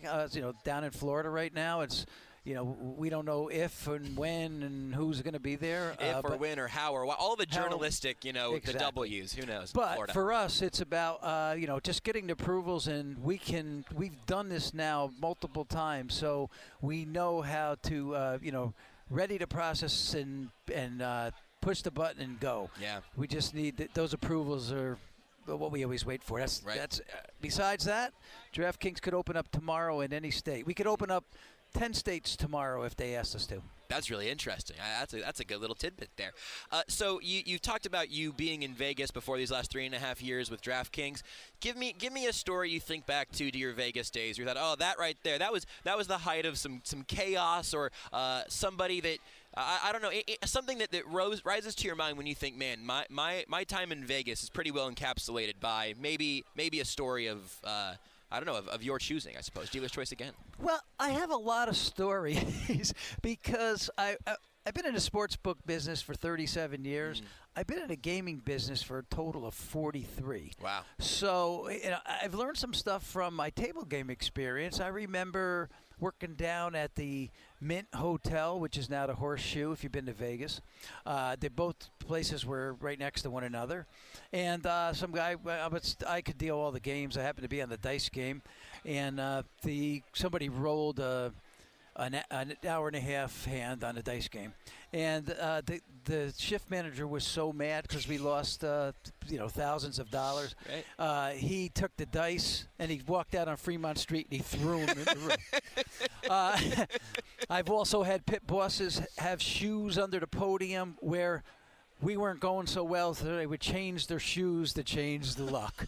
Wow. So I've got a lot of stories on the casino side, and I've got some on the sports side. So, it's when you're in the gaming business, you're gonna, as long as I have been in it, you're gonna have a lot of adventure. You have a bad beat story that you've witnessed, either from yourself or seeing someone else that stuck with you? I got a couple bad beats for the house. The first safety of the game. We had a ton of money on that at 150-1 plus any safety in the game. This was back, I think, to 2014. It was Peyton Manning. Yeah, Broncos Seahawks. Broncos Seahawks. Yeah. The ball got hiked over Manning's head on the first play. So between the first safety of the game and any safety of the game, we were stuck $200,000 before the game even started. Oh my! And goodness. we actually crawled out of that and made a pretty good profit for the day. Unfortunately, the Broncos didn't crawl out of the mess. Right? No, they didn't. But in Kansas City, that's not unfortunate. That's how it should have gone through our eyes. Let's stay on the table game side. What should people play more? What gets underplayed from now? I got to take you out of the house perspective now. You got to talk to the players here. Where should players spend more of their time if they want to try to have a little bit of better luck? I think craps is a perfect game to play. Now, it's a little complicated in that you need to know, where you get your best odds. So making a bet on the pass line or the don't pass. Now, pass line means that the person that's rolling the dice will roll a 7 or 11 on the first roll, or whatever number they roll minus, 2 aces, ace deuce, that's craps, or 2 sixes. That you'll lose your money. But if they roll a 5, then they have to roll another 5 before they roll a 7. If you're on the do. Okay, right? I'm trying the track. I'm with you. Right. So, to me, to get your best odds is you make that. Let's use the pass line. You make your called flat bet, let's say $10, and take the maximum odds that you can behind that. Okay. Some places let you go as high as 5 times because the house has no advantage on the odds. They pay you true odds. Then when you make a come bet, which means you get the next roll that the dice rolls. If it's a 7, you win, but you lose this, right? So if that goes to a number, now you have to make that number before they roll a 7. Well, when that goes to a number, put the full odds on that bet. Okay. And do that twice. So one bet here on the line, 2 come bets, take full odds. That's it. Now, as those bets hit, make another. So you've won that one, put another one up into the come area. Or if you win this bet on the line, then maybe double up on that bet. Take your full odds again. If you play that way, you're not going to get hurt too badly because the house holds very little hold percentage on you. Yeah. Stay away from betting the hard 6s and the hard 8s and the field and all those gimmick stuff because that's where the house has the highest percentage. Where should people not be spending their time if they're trying to not get hurt too bad? Is there a game let me ask this differently. Is there a game where the house has the best odds? Yeah, they have it on these games like War, all these kind of gimmick games. Sure, I played War with my grandpa as a child. That one's an easy one. Yeah, that's so funny. My grandpa bled me dry. Took every penny I had. I was 6 years old, and just drained my wallet. It did, huh? So cruel old man. Yeah. Yeah. So there are some games that have maybe a 30% hold. Wow. Yeah, that's high. Yeah. And then there's some games, slots probably hold 4 or 5%. Yeah. A lot of people like slots. They're easy. They're fun. They're exciting. So. Sure. Yeah, we're gonna stop down in Vegas on our flight back to Kansas City today. We got a little bit of a layover. I'm trying to do the math to see what I can do to either pay for dinner or to not unpay for dinner. You got to keep that in mind. Well, let's talk about the Super Bowl a little bit. Kind of talked about everything leading up to this game. It's going to be a big day for DraftKings, of course. Anything you like in particular where you say, hey, here's a great deal we have on DraftKings. Here's where some of these bets are kind of interesting. Heads or tails? What should people be looking for Super Bowl wise? Well, we have heads or tails. You lay really minimal juice on that, 105 each side, or maybe we even have 103. That's an interesting bet. I've taken large 5-figure bets on that through the years, and I asked the customer, why you betting heads or tails? And the reason is I have no opinion in the game. This is the answer. I have no opinion in the game. And I'm not going to handicap it, and it's not going to make a difference. Right. So let me take a 50-50 shot on a low juice. Yep. My bet's in. It's over with. I either win early, lose early, and I'm done. We do have that up. We have color to Gatorade. We have Love that up. Sure. We have will a kick hit the goalpost? Ooh. Yep. I like that. Yep. Let's see. We have an octopus bet. You know what that is? Yes, touchdown in the 2-point conversion. We have that up. Love that too. 14 to 1 if that happens. So we have some interesting props up, and then we have all the core stuff. The prop that's handling the most money, and I expected that it would be first touchdown score. They love first touchdown score. Yeah. And we have same game parlays, which I think you're familiar with, Yes. right? And so they're big too, because now you could take 10 different options in the game, Yeah. parlay them all together. I've seen those things, $10 come back 50, 60,000. I love a big parlay. I love an end game. That right there, parlays and even a little bit on the teaser side in the regular season. I love being able to move the line around a little bit. I don't know if it's a smart place for me to put my money, but I enjoy it. It makes me feel like I'm doing something, even if I'm ultimately, losing it. This show is called Almost Entirely Sports. We've talked about sports and sports betting and everything, but I want to ask you about some almost questions, get to know you a little bit before we let you go. So you can have dinner with any two people in the history of the world, dead or alive, but you have to pick right now or else the opportunity disappears. Who are your two people for dinner? Dead or alive? Let's see. Natalie Wood. Okay. It's one of my favorites of all time. Yes. Let's see. Who else? People always go to like a Jesus. Right. And I would like to kind of meet Jesus. I'd be interested. What if he doesn't show up? That would be a pretty big deal, So that's one way or the other. I think that's a pretty good answer. What's a sports talk debate topic that you're tired of hearing people talk about? Let's see. Ooh, that's an interesting one. There are some stinkers out there. There's some real stinkers to choose from. Yeah. Tired of the books not taking enough money from wise guys. Yeah. And I want to explain it a little more. Please, okay, yeah. Because the guys get mad, but they have to remember that they're sharp. Right. And so the book doesn't mind taking a bet from sharp guys. As a matter of fact, we want to take a bet from sharp guys. Sure. Except that in the DraftKings network, we have millions of customers. Right. So the right way to do it, and we still have to figure this out, and this is the way we've always done it in Vegas. One guy gets the bet, and then the line moves, right? Right. So if you want to, we can do that if Sure. guys are happy with that. Sure. We'll take one bet, and then guys, the line's going to move, and now you can. And I'm talking mostly props and other things, not games like this. Right. And so we can do that, and then you can get the adjusted line, or we can give everybody some. Right. Everybody gets a piece of it. It's still something to figure out, but I think that's probably the line I hear the most. That they don't know enough about it. Sure. And we're trying to figure it out. Yeah, that's interesting. Your favorite hobby that has nothing to do with sports or gambling? Oh, let's see, sports or gambling. Well, no, that's a sport. I do like. Well, to hold play on. pickleball. I love pickleball. I saw that. I knew immediately that was the racket movement of not tennis, not racket. That is a pickleball movement. I love pickleball. That's a great answer. I'll take that 100%. I'd like to cook. Also cook great. Italian food. Make great meatballs, great pasta sauce. I actually, if you asked me to make anything, if I had to go on actually, I did judge Top Chef once, but I didn't get to cook. No kidding? Yeah. That's not a bad gig That at was all. fun, How was yeah. that experience? That was really fun. So here I am judging. I wasn't judging amateur chefs. I was actually judging chefs that have their own restaurant. Yeah. And these guys are saying, how does this guy right. come in here and judge somebody like me? Wow, that's incredible. What was the best thing you ate that day? That day? Yeah, on that Top Chef judging. I think it was some kind of lamb on a skewer. Oh, it was excellent. Fantastic. Incredible.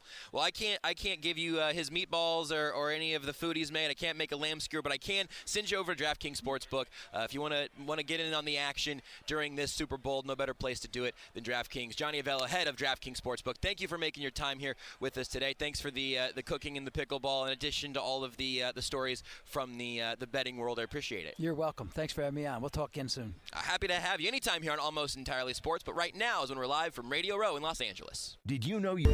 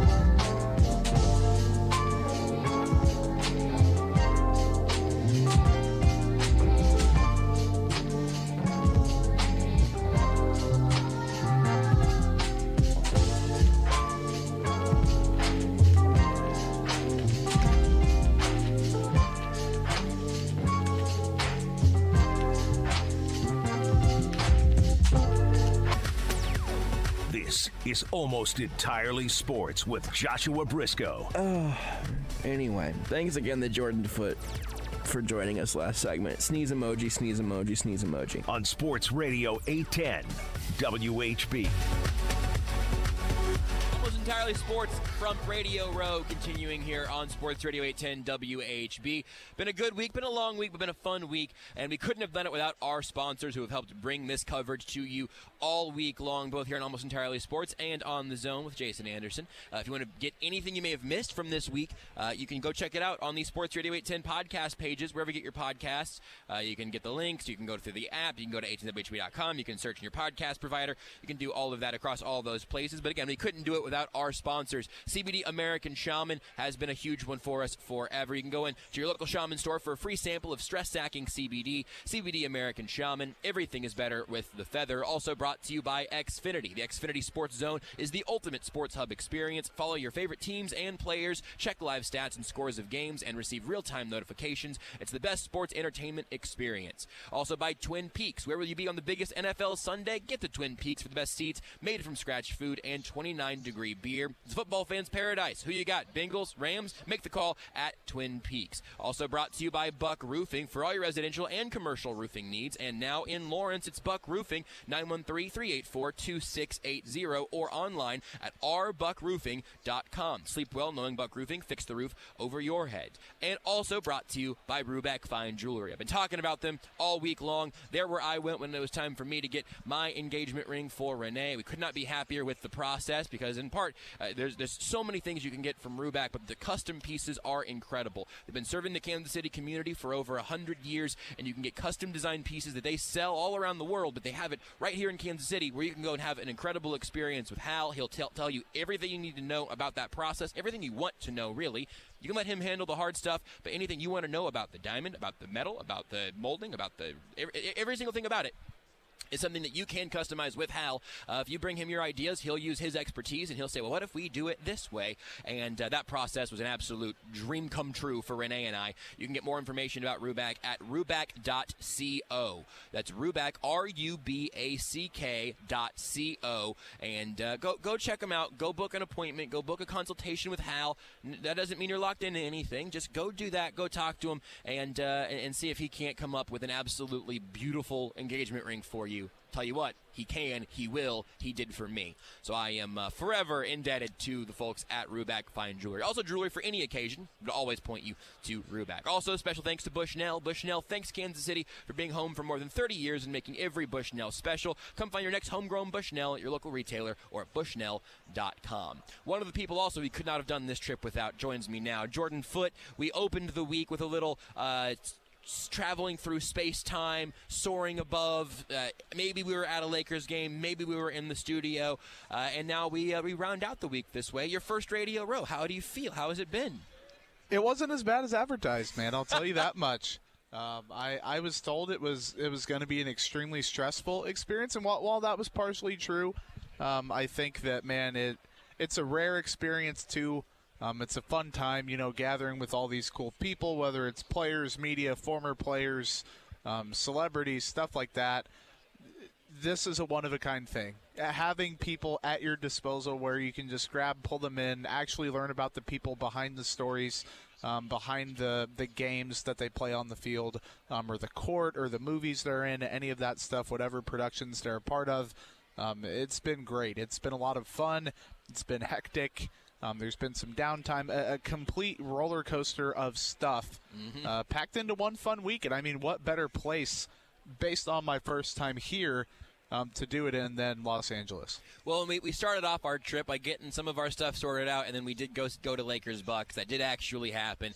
I talked about it a little bit on Wednesday, but you pick for me your favorite parts of that experience, because I've got several. Highlights and lowlights, they're all lit up, baby. So I got asked as I was walking around the Super Bowl experience earlier what my favorite part or parts of the Lakers game was or were.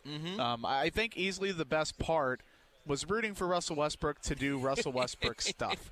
Whether it was missing a wide open layup, he did that. Whether it was bricking a bank shot, he did that. Whether it was nasty turnovers, he had a couple of those. whether it was pissing off LeBron, he did that. He did about everything you could ask of him. He even had a couple nice plays mixed in. It's not all bad. The Russell Westbrook experience is everything. Yes. There are several quarterbacks that we could liken that to. But, man, he's kind of like Jameis Winston almost. Like, there's going to be a lot of home run balls and big plays. He doesn't care. But also, he doesn't care. Right, it's a blessing and a curse. That was fun. I think, obviously, seeing LeBron, that was the first time I've ever done that. I think that was a true blast. And then being able to see Giannis, man, he's one heck of a player. A guy that the face of the league in the next few years, he's going to be fighting for that crown. He really is right now even. That was a really cool experience. Then Staples, man, we talked about the PA announcer. Crypto.com Arena. Oh, did I say Staples you Center? Said Staples. Oh, gosh. Here on the Zone. Yeah, I think, yes. Jordan's been mixing up names of things all week. It's a good punctuation for the week. Oh, man, I've been saying everything wrong. So Kevin Durant had a really nice play in Lakers Bucks, right? Yes, he was fabulous. Yeah, so was Harden. Yeah.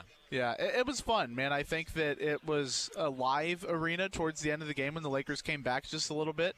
It was a worthwhile experience. It was a ton of fun. You mentioned that you were going to mention the PA announcer before I cut you off. Would you like to say anything about I'm sure he's like a beloved figure in Los Angeles, but we don't know that. So speak your truth. How do you announce, not only in Los Angeles, with the Lakers, with the big name brand, with the big investors, with the big fans, with the celebrities and Hollywood and all that good stuff, you have LeBron James. Like, Anthony Davis is a reason to be excited for your team. The Pelicans were very excited to have him.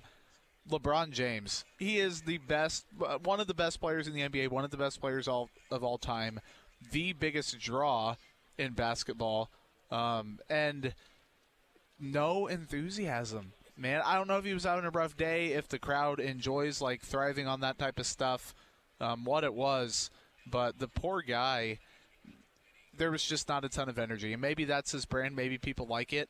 I expected a ton more because I'm a Miami Heat fan. So watching their PA announcer, listening to him for years, night and day difference. We were talking about Andy Reid in this regard, so this is why I thought about this comparison. But this man is 9 years older than Andy Reid. So he's 72? 72. Maybe he had a lot more energy at one point. You know, it was jarring. I'm not challenging if that man is good at his job or what. It was jarring to me to be there and, you know, working up for the intros is where I first noticed it. Because he was, you know, getting up, number whatever, Anthony Davis. And I was like, okay, LeBron's going to be last. And then he went, number 6, LeBron James. It's like, oh, I was expecting, we needed Hartzell. You know what I mean? Yeah. I think the world needs a little more Hartzell. A lot more. A lot more. Think. The world in general needs a lot more. You can never have too much Hartzell. Unless, like, everybody was Hartzell, then I don't know. If everyone's Hartzell except for you, now all of a sudden you are in the middle of an energy cloud at all times. I love that man. I don't think everyone should be Hartzell. I think there should be more of him. There's certainly a line, I guess. Everything in moderation, that's true for everybody. Including Hartzell. Yeah. Yeah, even Hartzell, I would say. I don't know why he ended up being such a large part of this segment, but I'm glad he was. Yeah. We got to talk about Hartzell. It's almost entirely Hartzell. That's what it is tonight. Yeah, it's special. The other side of the game and the Radio Row and all of that, we got to go to a fun party last night and we had a nice dinner. We've had a good LA experience, but we've also, I was looking at my Apple Health earlier. We've hit about 6 miles in foot traffic every day we've been here. Today will also include the airport walking that is necessary to get home again, as we will be flying back and getting back into Kansas City very early in the morning. Actually, not even late at night, but early in the morning. We'll leave late at night, arrive early in the morning. How are you feeling right now? You know, your feet, your ankles. I'm feeling some pain when I stand up in my outer thighs. I'm not sure what's happening there. I never ever. Well, that's very strong. Very rarely do I feel like body pain, on built fatigue. Different. No, I'm usually built different, but my lower back has locked up on me on the first day of the trip, and ever since then it's gotten worse every day. So today, going through the airport is going to be a struggle for me. I feel great otherwise. I feel, happy, healthy. I'm carrying a few extra pounds that probably doesn't make my back feel much better, but man, it's been fun being on our feet all day, or for you laying on the ground while you're doing segments. But man, it's been a blast. I think it's well worth the pain. No pain, no gain. and we've gained a pretty fun experience. Yeah, and look, you talk about extra pounds. I feel like a pretty good way to do that is to walk 6 miles every day and then have lunch 0 times. Yes, exactly. And then this is what I should have mentioned. This was a mistake to not mention. We have not had our conversation about In-N-Out. I had never been to In-N-Out until last night. You'd been before. I want to know the skepticism you took into it before we dive into what our experience was last night. I mentioned last time, every time we talk, I mention Arizona State, my days there. This is another story about Arizona State. People know In-N-Out isn't in Kansas, unless it's developing and I didn't know about it. Not that I'm aware of. Hey, Jordan, can I interrupt you just for a quick second? Because I think you'll appreciate this. Josh, we obviously talked about our Pokemon names the other night. Yes. I ended up naming my Drift Blim Sunny because it's a balloon. Balloons remind me of parties. Arizona State's a party school. Sun Devils, Sunny. Wow, that was how you named that. Yep. That was your naming. Rudy is on a truly unhinged Pokemon naming convention in Pokemon Legends Arceus, or perhaps Arceus. I've heard it pronounced different ways. Yeah, Bestie's called it Arceus, like that whole episode. They're 100% wrong. It is Arceus. Thank God. Excellent. I love being able to claim knowledge over them. I side with you, Rudy. You know I ride with you. I'm 99.9% right about this, or confident about this. Oh, that last 0.01% Hey, is making me nervous. I've learned to never be 100% confident about anything in my life. Always live, but not always confident. Yes, correct. He can see into the future, but he can't always just Google stuff. You know what I mean? That's a mood. Yeah, it really is. What's Google? It's a website that I'll show you later. You can find things on it. I use Ask Jeeves a lot. You seem like a big similar Jeeves to that. guy. Yeah, it's sort of like Ask Jeeves. Good old days. Sort of like Bing. Never got into Bing, honestly. That makes sense. Yeah, never was a Bing boy. People were into Bing. People were into Bing, I believe. I don't know how long. I sure as heck wasn't. I think Bing wanted people to think people were into Bing, but I'm not sure anybody was actually into Bing. Here's what I'm going to do in a real Radio Row moment. I want you guys to just carry a conversation a little bit. Talk about In-N-Out or Bing or Pokemon or whatever. I don't really care. All right, that sounds good. So almost entirely sports with Jordan Foote and Rudy Salazar. It's almost entirely Jordan, sports with Jordan Foote and Rudy Salazar. You We're can finish your In-N-Out story. I just don't go anywhere, Rudy. I'm about to, it's important. No worries. I was just thinking to myself. He was like, you know what? Jordan would appreciate that I named a Pokemon based off of him because I thought of you. I was like, oh, perfect. Rudy, I love that. I also love Whataburger, and in Arizona, in Phoenix, we went. The first time we went to In-N-Out / Whataburger. We had a choice. That's what I mean between the two. We chose Whataburger, and I was like, okay. Or no, we chose In-N-Out. Sorry. We went. I was like, man, these fries are like cardboard. I didn't get the animal style, which was a massive mistake. I thought the fries were bad. Mm-hmm. I thought the burger was just okay, and I never went back. I was like, I'm not. Granted, the prices at In-N-Out were better than they were at Whataburger, but I was like, man, I will pay for a better experience. A better food experience. I think people consider In-N-Out like the ambiance, the LA like cool thing to have. For sure. And that carries value. So never tried it again. Went to Whataburger, have had several of their menu items, love all of them. I like the, grab a number, sit there, you steal your number from the restaurant because you have to. The shakes are great, the atmosphere. I like that. I also like that it has like that Midwestern feel, almost like instead of the LA thing. So I was like, okay, whatever. Then I have buddies who said, you go to LA, you get In-N-Out. I promise you're going to like it. There is a difference between Phoenix In-N-Out and California In-N-Out. I was like, okay, whatever. I don't consider that the truth. Got animal-style fries, absolutely phenomenal. The burger, I hate tomatoes. It had tomato on it, was still good.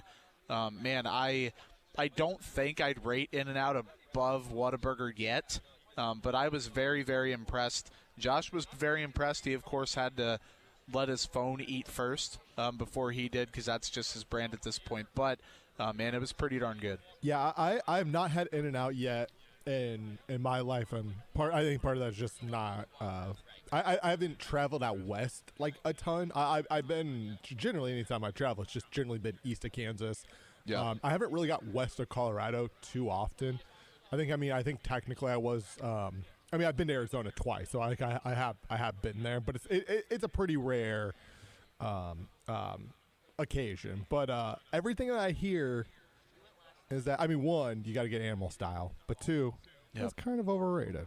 And if there are In-N-Out people who, who are listening that are offended, I'm sorry. I've never had it, so again, I'm not saying it is. Just literally everybody who talks about it, who I've heard talk about it, mind you, not West Coast people, say it's overrated. Well, and then you get into the whole which doesn't mean it's bad. Just exactly. It's not like the groundbreakingly good. It's just good, and good can still be overrated. I think Kirk Cousins is a good quarterback, but he might be. At this point he might even be underrated because over the years he's gotten slandered. Who's a good? I think he's overrated. I think Zion is overrated. I think Zion. I think Kirk Cousins is a little overrated because I just can't really support a quarterback who's just a little too afraid to take the shot. Yes. I want a quarterback who's looking to take shots down the field. Yeah, multiple or any shots. kind of shots, really. The healthy shots, yeah. Yeah, I mean Justin Jefferson even said it, right? He was like, "Hey, Kirk, throw me the ball. Take a shot. Take a shot, maybe even two, depending on which shot you want to take." Josh is not going to hear this joke, but he would very much appreciate it. I think. I think. Back to the subject at hand. This is why people tuned in to our conversation. Yes. I think Five Guys is really top tier. It costs a lot, but it does. Do you consider we have to include the fries and everything else in with the burger conversation, right? For sure. If we want to rank pure burgers, that's a different story. But if we're ranking experiences at a certain place, you have to include fries. You have to include shakes, all that good stuff. You had to have some sort of side with the burger, right? I can't for me, if I go to Sonic, I don't get fries, I get tater tots, and really anywhere that has tater tots, I'll get that. But you know what I mean? It's got to be something that you eat with the burger, which is 90% of the time going to be French fries. Yes, and then some sort of the beverage of some sort, right? Whether it's a milkshake, just the drink, because I'll say.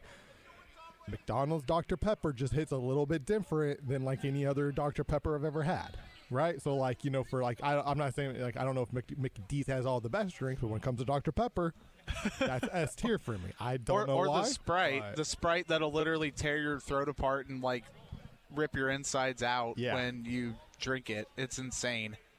You guys have done a really great job, and I really appreciate it. I've been here the whole time. I've just been listening so intently. You missed though a great Kirk Cousins joke. Oh, that's okay. I'll listen to the podcast. No, you won't. I mean, I heard it. I was listening the whole time. I had my mic muted. Simply said, I just said, I can't trust a quarterback who's not willing to take shots down the field or any shots for that matter. There it is. It's a good joke. It's a good joke. I got to hear it once. Everyone else got to hear it twice. That's pretty good. We each elaborated 5 times, so people have heard it about 10. Yeah. We both said it. Each 5 times easily. Yeah. We just there are variations with it for a while. People know where. Yeah, Justin Jefferson got involved. I got the finely tuned version of that joke, and that makes me feel like I think that's how most listeners would feel if they turned on the radio just 5 minutes into a bit. For sure. You're about 2 minutes away from getting the best version of that joke. Yeah. And I'll edit all this, obviously, and make it sound pristine. Well, I mean, it's live, so you couldn't edit it if you wanted to. But Rudy's always live. Don't think I can't edit Rudy's always live radio. That's a good point. You doubt me. Jordan, this is a great conversation. I'm really glad that we have done this. I'm glad that we're here in LA together. As I was talking to Pat about yesterday, Petro told me when he flew to Atlanta and back for the Radio Row that year, you learn a lot about somebody by traveling with them, how they handle the pressure, how they are to be around, all of that. And so far, the flight back could be the thing that breaks us. You never want to see him again. So far I have not reached my breaking point with Jordan, which is a really big win, I think. We had this conversation on Friday. Usually you hit your limit when you travel with someone. It is Friday. Oh, did I? We had a conversation today. Gosh, see, I'm mentally cooked. Friday. We had this conversation on Thursday, and Josh was like, "Man, I haven't got mad at you yet." I'm kind of surprised that there hasn't been some sort of tension or dude, what the heck are you doing? Or you suck. Maybe the flight home, maybe the layover in Vegas when I lose all my money. Slot machine. Yes, I'm gonna lose all my money at the slot machine. Come back. I've been in an airport in Vegas before. Go off on Josh. They're pretty nice. Maybe that will be my breaking point. That might be it for me. Just your personal breaking point. Yes. Well, if you want to see all the work that Jordan's been doing, you can see a bunch of it up now. More of it's going to probably go up over the weekend on the Sports Radio 810 WHB socials. Bunch on Twitter, bunch on Facebook. Instagram. It'll be all over the place, so you can check all that out across all the 810 socials, and, of course, his work for arrowheadreport.com. I'm biased, but I think it's pretty good. You can follow him on Twitter at Footnoted. Thank you for being here, Jordan, and helping us continue to bring the coverage from Radio Row that really only Almost Entirely Sports can provide. Yep. Thank you for flying me all the way out for this segment, Josh. I really appreciate it. It was worth it. I will not be reimbursing you, though. I did lie about that. That will be on your own ticket, but I'll pay you an exposure. Fair enough. And the experience. And the experience. You're basically, honestly, I'm overpaying you. I should have paid a little bit of pride, you really too. Yeah, really, you got a great deal out of this. In fact, I will not make this mistake next year. Next year, you will not even get the experience. We'll just do it over Zoom, you know? Fair enough. There's the Zoom world. Thank you, Jordan. It's Jordan Foote here with us on Almost Entirely Sports. Again, all of our coverage from Radio Row has been brought to you by CBD American Shaman, Xfinity, Twin Peaks, Ruback Fine Jewelry, Buck Roofing, and Bushnell. We'll take a break. More Radio Row, Almost Entirely Sports whenever we come back. In fact, we're going to take you through a couple of interviews that you may have missed from the last couple of days that I think were among our very best. That's next hour here on Almost Entirely Sports. You were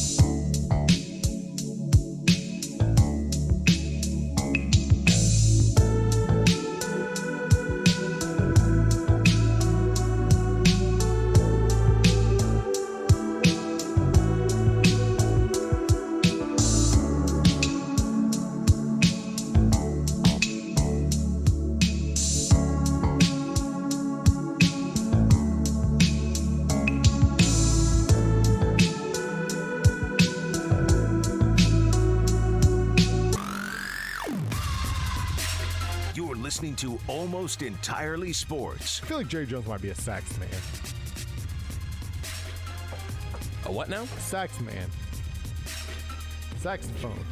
Sax man. With Joshua Brisco. Think Jerry Jones is saxy? I think he's a little saxy. On Sports Radio 810 WHB.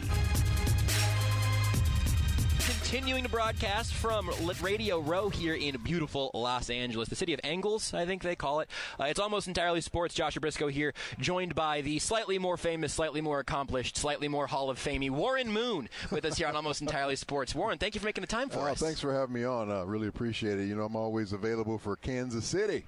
Look, don't say that to my face, because I'll hand you a card later. I'll start talking to you guys around here, and then you're going to get sick of me. But yeah, I'm thrilled to get to talk to you a little bit. To talk to you about what you're doing right now as you enter the NFT space, which is kind of a fun, exciting new world. And also, we've got a ton of football things, Kansas City-wise, with the Super Bowl right now. So we could probably just spin a wheel and start anywhere. But let's start with what you're doing here with the new NFT collection. You've got the vintage poster shot that if people see this, they will immediately go, either I had one of those or I know someone who did. Right. Because these are incredible. And now they're entering the NFT space again as a part of the Costacos collection, CostacosCollection.com, at Costacos Collect across social media. Tell me a little bit about what you're doing here. Yeah, the Costacos brothers were a poster that was made during the day of different athletes in the NFL, and if you were on one of those posters, you felt like you were on the cover of Madden or something like that. And then young kids and people that were fans of the game wanted to have one of these to put up on their wall. So now what they've done through NFTs, the way things have developed because of technology, now they've made these into digital pieces, and they're digital art, and something I think they're going to be very valuable, because now you don't just put them on your wall like a poster, but you can carry them around with you on your phone. You can carry them around on your tablet, on your computer, and show people something that you own. So it's something I'm very excited about, because I have a history with the Costacos brothers, and I know the time and energy and work that they put into these pieces, and they also give us some freedom to lend our expertise to them as well. So I love the whole project, and a large part of this is going to go to my charity too, Brothers in Arms. So that's something I'm really excited about, raising some money for the charity. Well, tell me about what the charity does, why that's important to you. Well, we formed it about 2 years ago. Myself, Andre Ware, who won the Heisman Trophy, he's from Houston. Vince Young, who went to the University of Texas, and we all know all the things he did, and he's part of the College Football Hall of Fame, first-round draft pick. Well, we all have a association with the city of Houston, whether it's played there, grew up there, or still lives there. And all three of us come from single-family mom homes, believe it or not. So the scholarships that we give out through our Brothers in Arms Foundation is for kids that come from a single mom home, that are involved in sports, have really good grades, but just need some financial assistance. Yeah. And we've given out 12 scholarships now over the last 2 years, and we want to continue that program. So we're raising as much money as we possibly can to keep giving those scholarships out. That's amazing. It sounds like a fantastic opportunity there. And where can people get the specifics on your foundation if they want to help out or check that out? They can go to brothersinarmshouston.com. Okay. And all the information will be there for them to find out about what we're doing with the program and the type of events we have coming up. Well, so I got to follow up on a few of those guys that you just mentioned there, and yourself being here now as well. We've talked a lot. I mean, you have Eric Bieniemy, who continues to be an offensive coordinator, which is great news for the Chiefs. Seems like bad news for the rest of the NFL. You have everything that's been happening with Brian Flores and the coaching hiring cycles that's been going on. And, I mean, it seems like a lot of those things you could probably trace back to how difficult it was to be a black quarterback in the NFL for a long period of time. If I explained that to you, I would escort myself out of here. I've got an expert on that. But I mean, do you think there is a connection point to that, or how do you view where the NFL is at right now in terms of some of the diversity issues they have amongst coaching? Yeah, I think we're further behind than the black quarterback title back in the days, where if you had success at a position, you would think because you had success there, that would create a little bit more change. That would create more opportunity. So when I was going to Pro Bowl after Pro Bowl, when Randall Cunningham was doing what he was doing, when Doug Williams wins a Super Bowl at the highest level and is MVP, it shows that African Americans could play that position at a high level. Now you started to see a bunch more African Americans get drafted higher in the draft, get more opportunities to play the position, and they're all flourishing. Well, the same thing happened with coaching. You had Tony Dungy wins a Super Bowl. You had Lovie Smith goes to a Super Bowl. You had Mike Tomlin wins the Super Bowl, all African-American coaches, others that have gone to Super Bowls. You would think the same thing would happen with the coaching. There'd be more opportunities for African-American coaches, but it just hasn't happened that way. And it's something that the owners are going to have to look at themselves and say, we've got to do a better job of what we're doing, because Roger Goodell can only do so much. He works for the owners, and he can only suggest that we need to do a better job in this area. But they still got to make those decisions. And there's qualified guys out there, but they're not getting the opportunities that they deserve, and it's really disgraceful, and they need to do something about it. They really do. You beat me 3 steps ahead, which again makes sense, on how much the NFL can do. And again, Roger Goodell can say all the things he wants to say. They can have a Rooney Rule. They can have the draft pick incentives now, which help try to incentivize development within teams. But if you don't have owners making the hires that seem like they're the most qualified candidates in a position to do that, we're back here. I guess not quite square one, but it kind of feels like that. It really does. It feels like we've gone backwards since the Rooney Rule started, and that's unfortunate, because we've had as many as 8 African-American head coaches at one time, or minorities, and now I think we have 3 now, or 4 or something like that. So we've gone backwards, and something's got to be done to make more progress in that area, because that's something that Roger Goodell talked about many years ago when this whole Rooney Rule was established, and I'm sure that's something he wants to be part of his legacy when he leaves, before he leaves as commissioner, to have done a better job in diversity and a better job in African-American coaches and also general managers in higher offices. So he's done a great job in diversity, but we still have to do a better job with the coaching. Yeah, I think that's really interesting, especially the idea of that being something that Roger Goodell would like to have attached to his name before he steps away. That's super interesting. Well, I guess I'll ask you about a couple football things as well. Since I've got you here, I might as well.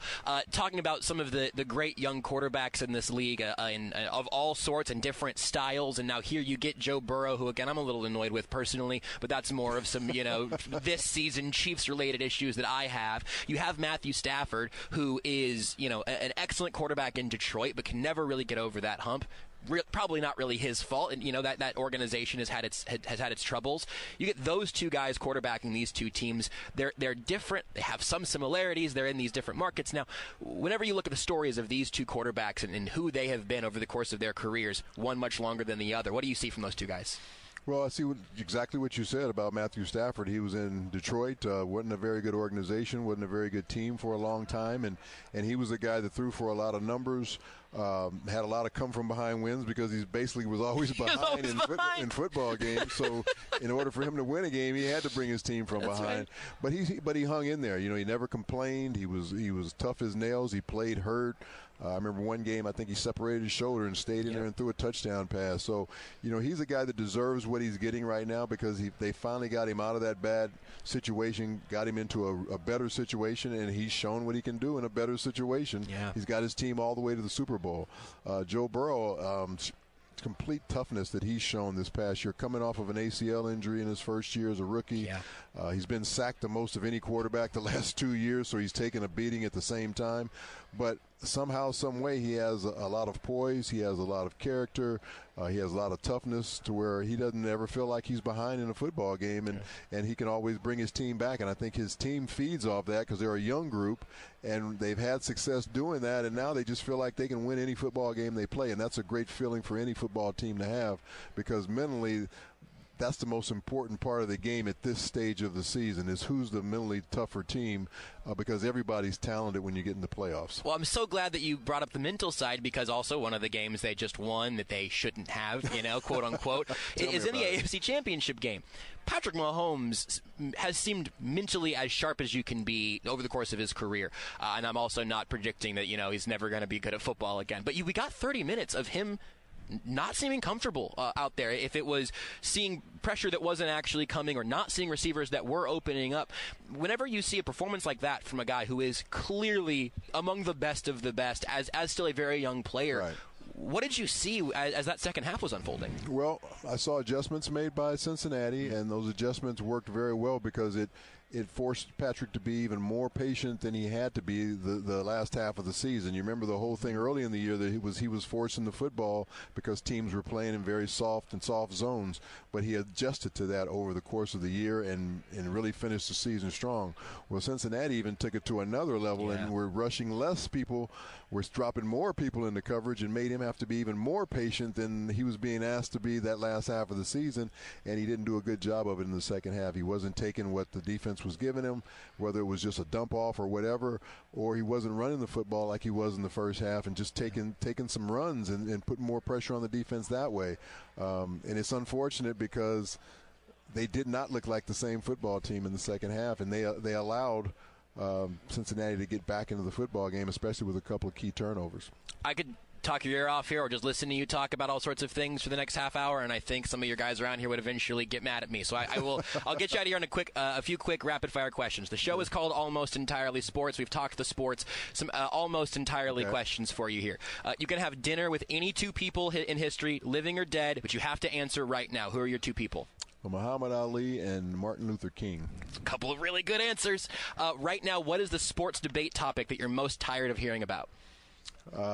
African-American coaches in football. Sorry. So I wish I would have asked that one first. Damn. What is your favorite hobby that has nothing to do with sports or NFTs? Cooking. What do you cook? Everything. Oh yeah, all right. I love the kitchen. Can't you look at me? I should have started. I really should have started the segment. I used to have a chocolate chip cookie business. So. Oh wow. Okay. I was a big baker when I was younger. Can we get that back in the mix a little bit? Maybe that's NFTs now. Fungible cookies coming later. Internet cookies are a thing, I guess, right? Well, we want cookies that taste good. Not digital cookies. No digital cookies. And last one, best movie you've seen in the last year. Best movie I've seen in the last year. Golly, I haven't been to many movies. It can be at home. It can be. It doesn't have to have come out in the last year. Just something you've seen recently. You think, you know what? People should watch this. Spider-Man. It was very good. I've enjoyed all the Spider-Man movies. I went to see that with my son and was pleasantly surprised. They hold up. They're pretty good. Yeah.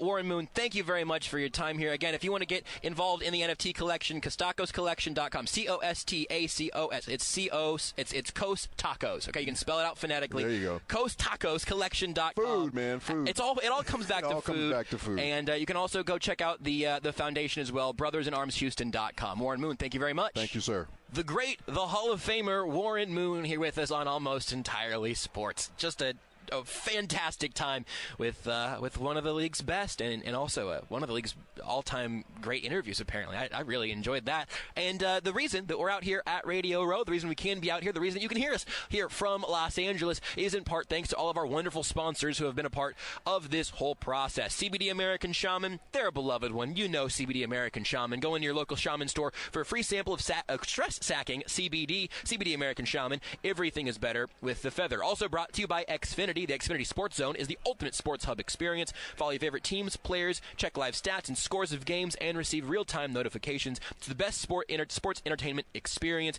with Xfinity. Also brought to you by Twin Peaks. Brought to you by Buck Roofing for all your residential and commercial roofing needs. And now in Lawrence, it's Buck Roofing, 913-384-2680, or online at buckroofing.com. Sleep well knowing Buck Roofing fixed the roof over your head. Special thanks to Bushnell as well. Bushnell thanks Kansas City for being home for more than 30 years and making every Bushnell special. Come find your next homegrown Bushnell at your local retailer at bushnell.com. And, of course, thanks to our friends over at Ruback Fine Jewelry. When I was finally ready to go find an engagement ring, I wanted it to be something that I loved. I wanted it to be something unique. I wanted it to be something that was within my budget, and Ruback was the place to go for all of those things. We have a beautiful ring that Renee loves, that I love, and that, again, fits the budget because they make custom pieces. Go talk to Hal at Ruback. I promise you, you will not regret this. Go talk to Hal at Ruback and let him answer your questions. Ask him questions. Ask the questions to an expert that's been doing this for a incredibly long time, a guy that has connections all over this engagement ring, this diamond, this jewelry industry, and Ruback has been serving the community for over 100 years here in the Kansas City area. I can't recommend them highly enough. You've heard me talk about them on this show well before they were a sponsor. I couldn't help but talk about the experience that I had there, and I'm really glad to have them on board now. Again, custom ring means a custom budget. If you're looking for a Valentine's Day present, don't wait around any longer. Get out to Ruback, or if you want to plan your own engagement, congratulations in advance, and you can make sure sure that it goes well if you go to Ruback Fine Jewelry and let them answer all the questions that you'll have throughout that process. I was clueless, and I left feeling like I knew a lot more and that I was incredibly happy with the results. So shout out to Ruback every single day here as well. They've really like added a genuine, physical, incredible thing to our lives on a daily basis. So I'm really appreciative of Ruback. We'll take a break here on Almost Entirely Sports, broadcasting live from Radio Row in beautiful, slightly chilly Los Angeles. We'll have more from Radio Row whenever we come back. Want more Almost Entirely Sports? Watch the show live.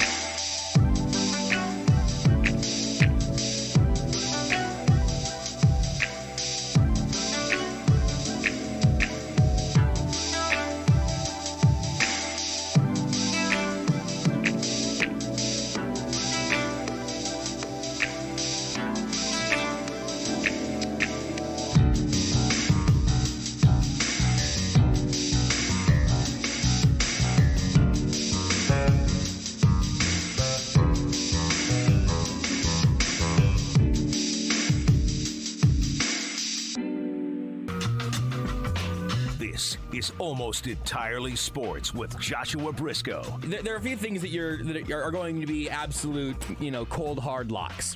Beard is going to make something about the NBA that didn't need to be about the NBA. Rudy is going to give me an Animal Crossing tweet within the first 45 to 50 seconds of the show. Very tight window, but he's going to be there for it. Mm-hmm. There's going to be a conversation about the Nuggets, Celtics, or Suns. It's going to be a lot of Kansas City Chiefs talk, and there will be an incredible number of times where we all interrupt one another. That's just what this show brings to the table. On Sports Radio 810 WHB. Almost Entirely Sports, continuing in Radio Row in Los Angeles here ahead of Super Bowl matchup that makes me a little sad still every time I look up and see Bengal stuff on the walls because, I think it should be a slightly darker shade on those helmets and jerseys on the AFC side. But we'll talk about that and a lot more right now with Suzy Shuster. She's been a producer and reporter for just about every network you could possibly think of. And you can check out the Just Getting Started podcast with Rich Eisen. Suzy, I got to be honest, I was finding out all of the things that, you have done throughout your career, and then I found out that your husband is also in media. So you're kind of laughing. You're like, why do I have her on, and why are we possibly promoting something that I don't know about? And I'm going to tell you exactly why. So I have an Emmy. My husband doesn't. His name is Rich Eisen. He does a little daily talk show. It's a cute little show called The Rich Eisen Show. I've not He's the heard host of of a sweet little network called NFL Network. It's great. It's fine. But, one of us has an Emmy and one of us doesn't. But that's really neither here nor there. I think it's very much here. It's really windy there, right? Don't you think? Aren't you surprised? Everyone comes to Southern California. They all wear shorts. We laugh at all the out-of-towners because they're wearing shorts. It's February. It's freezing here. We're dying. It's cold. It's windy. People are going to the beach. We think they're insane. Yeah, I get it. People will show up at the Super Bowl. I will come with a winter coat on because I'll be so afraid of it going below 60 degrees. I will not make this short-sleeve, jacketless mistake again tomorrow. This is going to be a one-time error, which I didn't think was going to be a problem here. Yeah, no, people are always amazed, and then when you're here for a week, and then you go home, and you're like, oh, my blood got thin, they think you're like a bunch of pussies. But the truth of the matter is, give it a week, you may never go home again. And by the way, when I look at the colors for the Super Bowl, I'm remotely devastated because, I'm a Patriots fan. My husband is, of course, a Jets fan because he's not that smart. And I'm a Patriots fan because I'm from New England. We have 3 kids who are not allowed to even know JETS. I mean, it's embarrassing. To be a Jets fan is embarrassing. I'm a front runner and also, like I said, a lifelong born and bred New Englander, so my kids grew up used to winning. And this has been our crazy year because what were we going to do? We knew that we were going nowhere. We knew that we were going to go out in the playoffs. So then what do? Do we then pivot and just jump on the Brady bandwagon? The answer, of course, was yes. Okay. So I was slightly devastated that Tom left and departed the National Football League the way he did, but I am so happy for Matthew Stafford because I love this story. It's my favorite story of the year to see a guy play as hard as he did in Detroit and have a faithful group like Detroit go and root for him as he comes to the Rams and to support him. How many teams, how many followings actually support a quarterback when he switches to another team and takes that team to the Super Bowl? Very few. And that shows the kind of character that Matthew Stafford has. I want to talk about everything that you just said, but I have to pick one thing. Let's go Brady first. You've got the lifelong connection to what he has done for this franchise. He and Bill Belichick built a dynasty, something we've never seen before, and I'm becoming more concerned that we might not see it again, although I'm holding out a little bit of hope on my side, right? So you go through that experience. He goes to Tampa Bay. He wins the Super Bowl over the Chiefs. Once again, a lot of pain for us in Kansas City talking about Tom Brady. But whenever the report started coming out that he was retiring, I got a little sad, and I don't know what happened there. I imagine for you there had to be a lot of mixed emotions. Of course you felt sad because he's the greatest. And I think what makes Tom Brady so interesting, you look at the genius quarterback that you have, like you guys are looking great for a long time to come. But those of us who remember that first time that Tom Brady won the Super Bowl in his second season, we kind of like to look at that now, of course, as we look across at the Bengals this year. With Burrow, who could possibly win a Super Bowl in his second season. Don't you remember, and won't you always remember the shot of Brady with his hands on his head thinking, I can't believe I'm here? Yep. And then you look all these years later, here's a guy who, okay, watch out Indianapolis, they're going to say, Deflategate, I hear you right now, but Tom Brady doesn't get in trouble. Tom Brady doesn't call people names. Tom Brady always does the right thing, and I'm sorry he does because he's Tom Brady. But the fact of the matter is, I think that there are few athletes in modern history that you can look at that were such great role models. He's a great dad. He's a great teammate. The fact that Gronk would want to follow him from place to place. I mean, Gronk's not an idiot. He got $1 million for waking up last week. But the fact of the matter is, I think that Tom Brady is one of those once-in-a-lifetime treasures that everybody can love. Now, I know about 5 or 6 people who are like, Suzy, you're an idiot. I can't stand him. But that said, I think he's one of the most universally liked quarterbacks. I just love the intrigue now of wondering, he didn't exactly say he wouldn't come back. And now everyone's like doctoring up their quarterback jerseys and saying, what if Tom Brady comes back as a 49er? And what if he replaces Jimmy G? And wouldn't that be rich? And then somebody else said, which I thought was really funny, like, he's been home for a week and he already wants to go back to work because his wife is driving him crazy. And which is, the perfect thing, like, you can be Giselle Bundchen and be the most beautiful woman in the world, and still you're like, hey, honey, I got to go out and get some milk. And then suddenly 9 months later, after another season, he comes home. I saw he tweeted out that somebody said something about how now Tom Brady is also the Tom Brady of parenting. That's disappointing. And then he responded by saying he's like a JV backup right now of parenting. So maybe that, that doesn't sound easy either. So I'm guessing that there's a lot going on at home. All of a sudden you're not dreading the idea of training camp quite so much because it's February and you're tired of being home already. Yeah, I understand that. That's like when Rich was on the road all the time. I used to travel for ABC Sports. I did football for years for them, so I was always gone. But then once we had kids, we had a little bit of a swap-ola. And whenever Rich would be on the road for a long time, he'd come home and he'd start trying to, help the kids or tell them what to do. I'm like, no, that's not how it works here. So, like, Thursday Night Football, hello. And, it's so I can imagine if only I could do a Brazilian accent, I would be like, no, I can't even think about what it's like. Tom, don't make that smoothie that way. That's not how I put in the organic wimp or whatever the hell she puts in her stuff. So, you have to think that he's going back there and thinking to himself, oh, God, if I don't leave this house, I will only be eating, green grass and blueberries for the rest of my life, and maybe it's time to go back. I just had to try to get as quiet as possible because I could feel that you were going to go for it. I could feel that you were stalling and you were going to try a Brazilian accent, and I'm so thankful that you did. You've graced our airwaves with that. I'm so happy right now. Kansas City is like, who is this maniac? Right, Yeah, but they've been saying that during this time slot now for several years, and it's nice that it's your voice and not mine anymore that's driving people off of the road into a ditch. The one other thing that I wanted to talk to you about, again, like, genuinely having done so many things in so many places over the sports media landscape, I find myself out at a place like Radio Row like this, talking to other radio folks, right? And the conversations end up being about the industry or about what's working and what isn't or what's interesting and what's not. And I'm just curious what you think about how this whole space has evolved. And I'm looking around here again now. 2 or 3 years ago, there were not half as many digital outlets out around here. You're talking about the podcast network just getting started next season, just around the corner, folks. You see this space evolve, and you think what about the direction that we've kind of headed in? Well, the reason why I like Just Getting Started, the podcast, is because I started out in this business in 1994 coming out of college, and I look at how people can get into it now, how all it takes is what even Mina Kimes started on a Tumblr. All it takes is getting an iPhone and a decent light and having something interesting to say. And that's what I love about what's happening in this industry right now is, number one, we're hearing fresh new voices that aren't having to come up the same way that we did.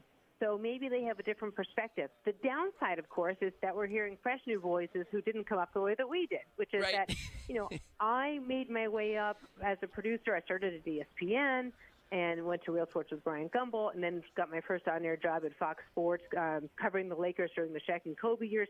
So I learned how to do every single job before I ever got to go on TV. Now anybody can hop in front of a camera and have a take. So it's what separates the people who are really amazing, like the Mina Kimes, from the rest of the people who oftentimes can just be background noise. If you have the discipline to really love what you're doing in the sports world, and you have a fresh take, you can get noticed, because all it takes is one great take and you go viral and suddenly you have a whole new career. The one thing that I think is missing is the ability to write. And that's what separates the truly great from the rest of them. Rich has an 8.5-hour show on Sunday on NFL Network. He writes every word he says. And wow. I knew from when I was at Fox Sports, when I was at Fox Sports Net, I had, shall we say, some Playboy Playmate anchor mates, so to speak, who would read like Ron Burgundy. I can't read what somebody else writes, so I can't read prompter unless I read it myself. And I think when you know how to write, then you go a lot further in this business. You mentioned the value of having a fresh take and the way that people can get into this space now. There's one person that did it a long time ago that I found a connection between you and him. I found a picture of you and a bunch of others around John Madden, where apparently there was a Madden cruiser borrowing and a trip through New York. I was wondering if you would share that story with us. Oh, I'd love to. So I was so lucky. My internship in college was with CBS Sports, and I was so lucky. I went to school in New York City, and the guy I worked for said, if you can pay for your way to get down to Charlotte for the Final Four, you can be an intern. And I got there, and Leslie Visser took me under her wing. Leslie Visser, for any of you who are listening, is the most important woman in the history of sports broadcasting. She's in the NFL Hall of Fame. And on this Monday, she was invited by the Madden family to be one of the speakers at his memorial, which is truly incredible and humbling for her. But Leslie is the most inclusive person that there is on the planet. And she used to borrow the Madden Cruiser every year. We'd meet at John's house at 72nd and Central Park West, which is the Dakota, which is the most famous building in New York City, where John Lennon used to live as well. And we would borrow the Madden Cruiser and go bar hopping. It was the coolest thing ever. And Amazing. So that picture has just resurfaced. I look like like a fresh-faced 22-year-old because I was. And, I always think good thing I wasn't trying to get a job on the air back then. But it was just the most exciting night ever, and to spend time with John. And he was very shy in person and kind with his time and with his Madden Cruiser. But he did that because he loved Leslie so much. Well, Suzy, I really appreciate the time you took for us here today. If you can get this rich guy on air, that's fine. But next time you need to promote anything else, I don't want to talk to him. I want to talk to you again. And if people want to hear more of the new season of the podcast, Just Getting Started, is just around the corner. You can check that out wherever you get your podcasts, I presume. Anything else people need to know, Suzy, before we let you go? Yeah, the Cumulus podcast, and wherever you take in those podcasts, is called Just Getting Started. Jeffrey Ross, the comedian, is my first guest. Ooh. And we just finished taping 5 seconds ago. He is hysterical and kind. He goes really deep and dark, too. And it's just a really inspirational way for people to figure out if they are wondering how to get a push out the door. We go really deep into that. Michael Irvin will be coming on. Marshall Falk will be coming on. Paul Rudd will be coming on. And I have about 5 or 6 other people working on some of the Ted Lasso crew. We're trying to decide which of them. And along with Leslie and a bunch of other women, friends of mine who I've made as I've come up the way through the sportscasting world. Shaquille O'Neal will be coming on. I always like to hit up all of my old pals. It sounds like a pretty good guest list. Jeffrey Ross had me, though. I hit subscribe in my app when you said episode 1 is with Jeffrey Ross, and I can't wait to see how that goes. Suzy Shuster, thank you very much for making the time. Check out Just Getting Started, wherever you get your podcast. New season just around the corner. Really appreciate your time here, and I hope that the whiplash from talking to Jeffrey Ross 5 seconds ago to talking to us here tonight wasn't anything too aggressive for you. It was. I've done worse. It was the greatest, and I'm happy to be with you. You take care and put on a sweater. I will. Suzy Shuster, thank you very much. Rudy, if you can just go ahead and cut up now the idea that this show could have been worse, that she has done worse interviews than this one, that's going straight to my resume. Did you know you can listen to Almost Entirely Sports anywhere?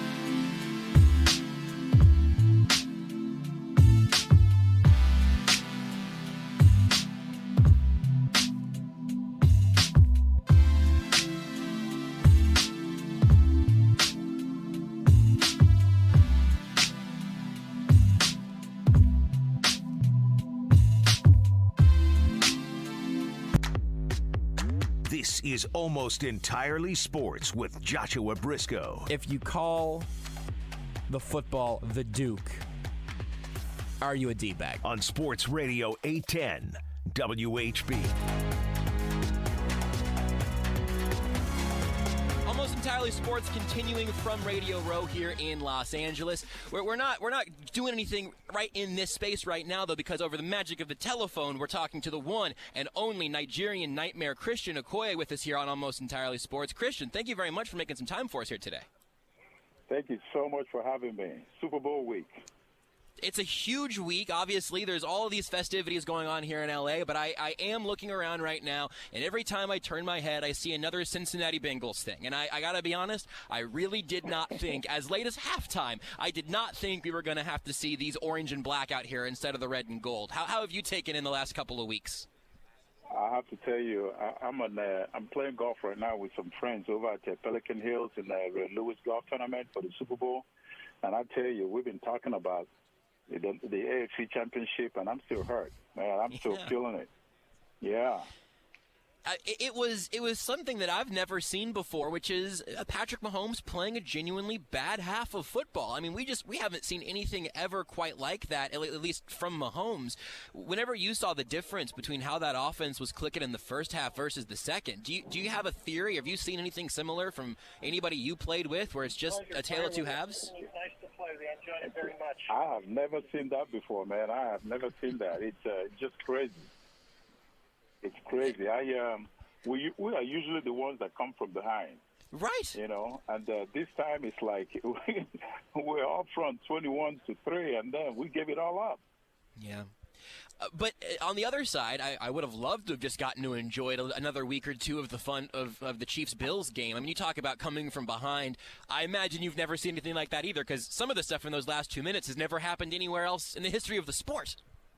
Well, the thing is that if anybody can do what we did against the Bills, I mean, it's only the Chiefs that can do that, only Patrick Mahomes. And we did it. But we also expected it to be done against the Cincinnati Bengals, but it never happened. And as a matter of fact, we just went backwards. But I tell you what, it's good that this kind of things happen so we can remember it. And next year, when we build up again and come back in the same position, we're not going to make the same mistake. Yeah. After the game, I mean, a lot of that talk that we all kind of look back at, we look at the first half, and they ran the ball really well. In the second half, the running game just wasn't really a major part of the offense. Did that hurt you a little bit, watching the Chiefs get away from the running game when it was working in a game like that? It hurt my feelings because, I mean, we don't normally run the ball as well.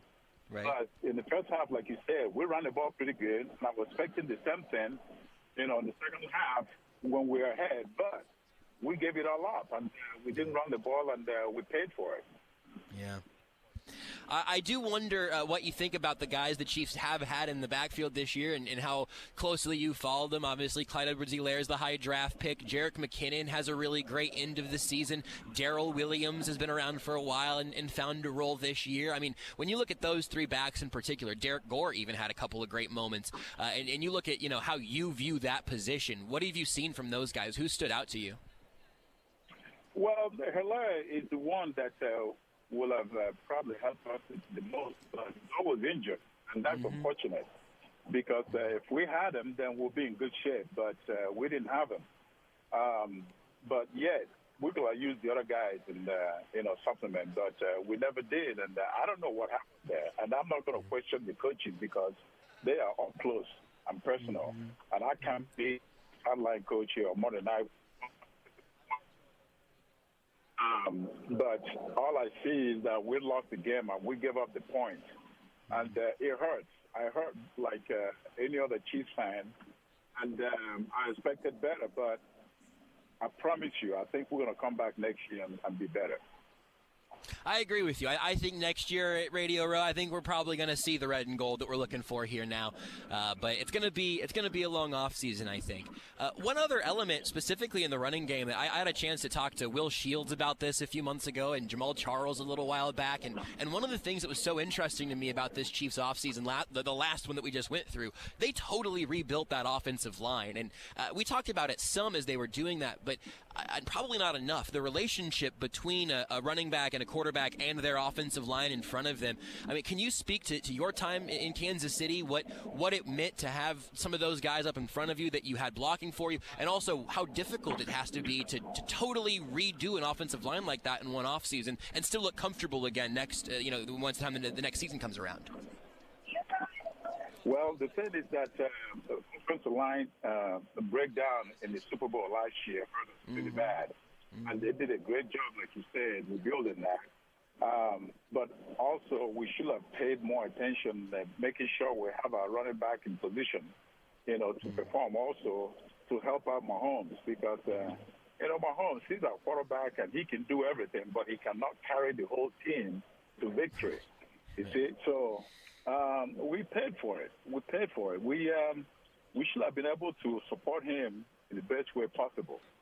But it was left out there, to make up the difference, and they wasn't able to. So you have all of this from this Chiefs season, right? We've seen them build up what they've done over these last 4 years with Mahomes as a starter in particular. You're buying in that next year is going to be even better than that. One element of it that right now, as we speak, is sort of up in the air is Eric Bieniemy. He's been, a part of this offense now these last several years. He's gotten interviews, but never another head coaching job. Right now, again, a little bit up in the air if he's even going to officially be back with this offense. Do you have any thoughts on Eric Bieniemy's role and the fact that he hasn't gotten a head coaching job despite being the offensive coordinator for the best offense in football for the last several years? Well, the thing is that it's the same story. I don't know what is going on because Eric Bieniemy is supposed to be a head coach somewhere. I don't know what if the Chiefs promised him something or what's going on with his interviews, but he's with us, and we should be glad that he's still with Kansas City. So, I can't really talk about that, but everybody's just, disturbed and surprised that he doesn't have a head coaching job. And I like the guy. He's a great guy, a great, offensive mind. And he's supposed to be a head coach somewhere. Well, Christian Okoye with us here on Almost Entirely Sports on Sports Radio 810 WHB. I wanted to ask you about something off the field as well.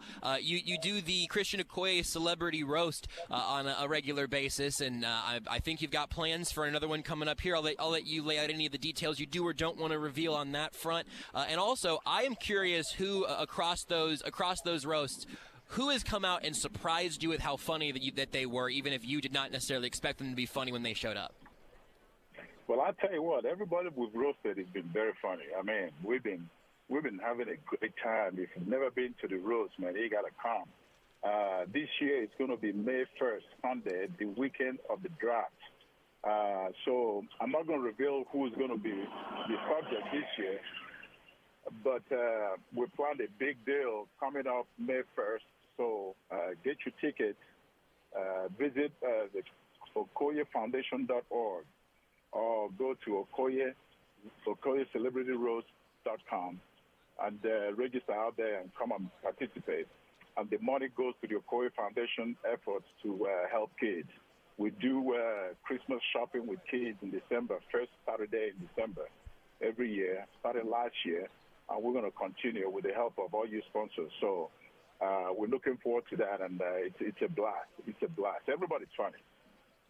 It seems like an amazing time. Again, ChristianOkoye.com. You can go and get links out of there. And then, again, straight to the URL of OkoyeCelebrityRoast.com. That'll take you there. You can get information about the foundation and everything.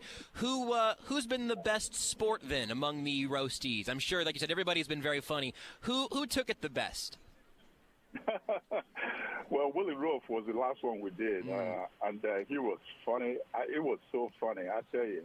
I didn't think it was going to be that funny, but we got him good. And I felt bad for him. His wife was right there in the audience, and his wife was about to crawl into under the table. And then, of course, when we did Tim Grunhard said, "Hey guys, take it easy on me. My mom is here, my wife is here, my family is here, so please take it easy on me."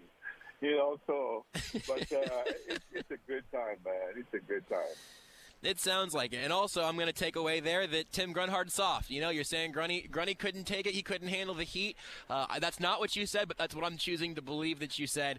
So we can give Grunny a little bit of trouble around the station as well. That's very good. Yeah, give him grief, man. Give him grief.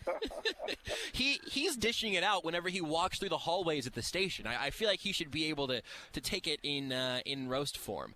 Don't you Christian, think every time people dish it out, those are the ones that cannot take it. Exactly, and that's I'm going to say Grunny is right there in the middle of that. You know, doing crunch time with Frank Bowl. Frank is here to dish it and take it. Right, he's a good example of somebody on both sides of the coin. But we got to get these people to toughen up a little bit. Yeah. Frank Bowl is great too, man. Frank Bowl is awesome. He shows up every time, and he helps out in the roast, and he knows everybody, so it's easy for him, to roast somebody.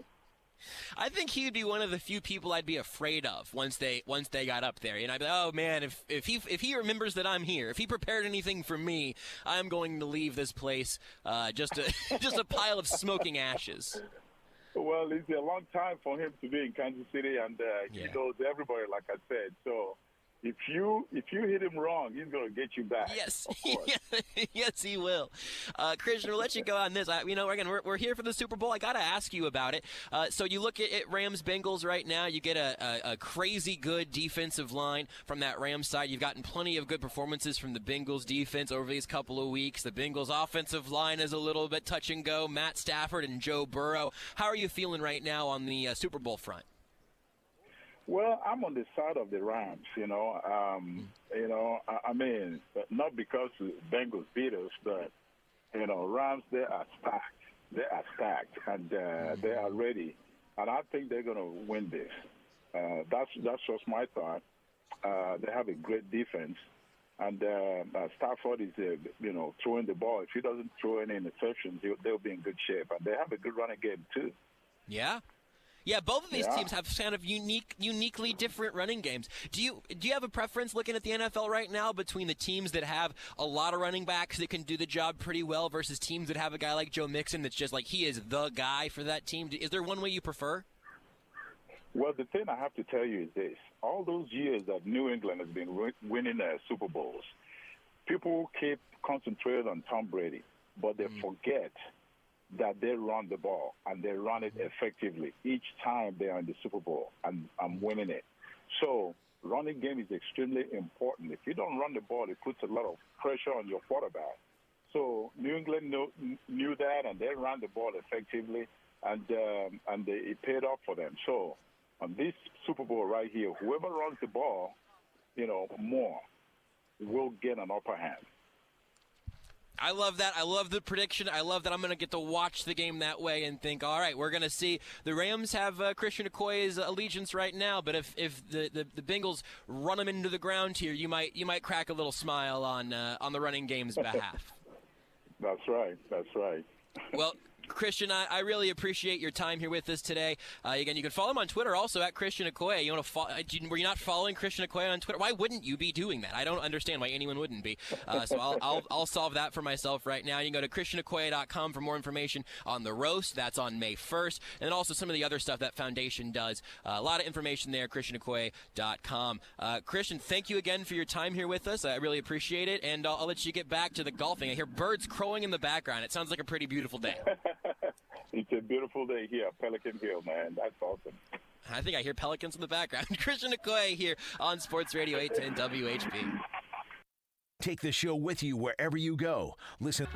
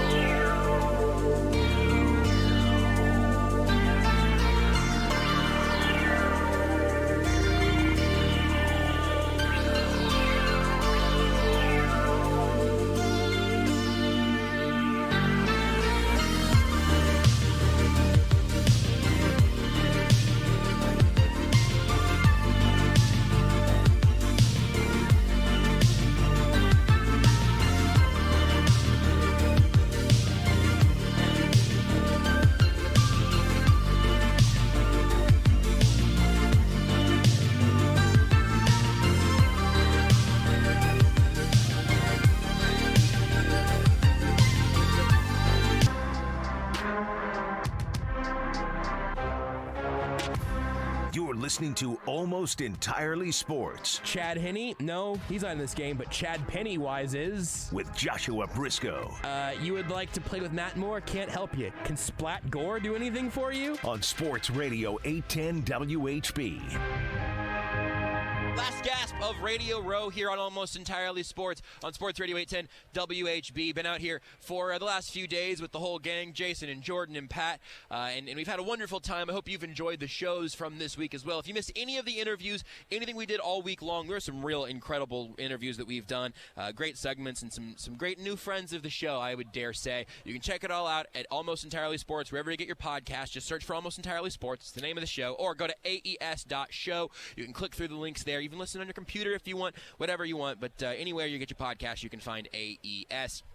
Just search for Almost Entirely Sports. We would not have been able to give you all of the content and all of the work we've done for you this week if it wasn't for our sponsors, though. So I have to say thank you one more time with a special thanks to Bushnell. Bushnell thanks you, Kansas City, for being home for more than 30 years and making every Bushnell special. Go find your next homegrown Bushnell at your local retailer or at bushnell.com. Also thanks to Buck Roofing for all your residential and commercial roofing needs. And now in Lawrence, it's Buck Roofing, 913-384-2680, or online at rbuckroofing.com, where you can sleep well knowing Buck Roofing fix the roof over your heads. Also brought to you by Twin Peaks. Where will you be on the biggest NFL Sunday? Get to Twin Peaks for the best seats, made from scratch food, and 29-degree beer. It's football fans' paradise. Who you got? Bengals? Rams? Make the call at Twin Peaks. Also brought to you by Xfinity. The Xfinity Sports Zone is the ultimate sports hub experience. Follow your favorite teams and players, check live stats and scores of games, and receive real-time notifications. It's the best sports entertainment experience with Xfinity. Brought to you by CBD American Shaman. Our friends at CBD American Shaman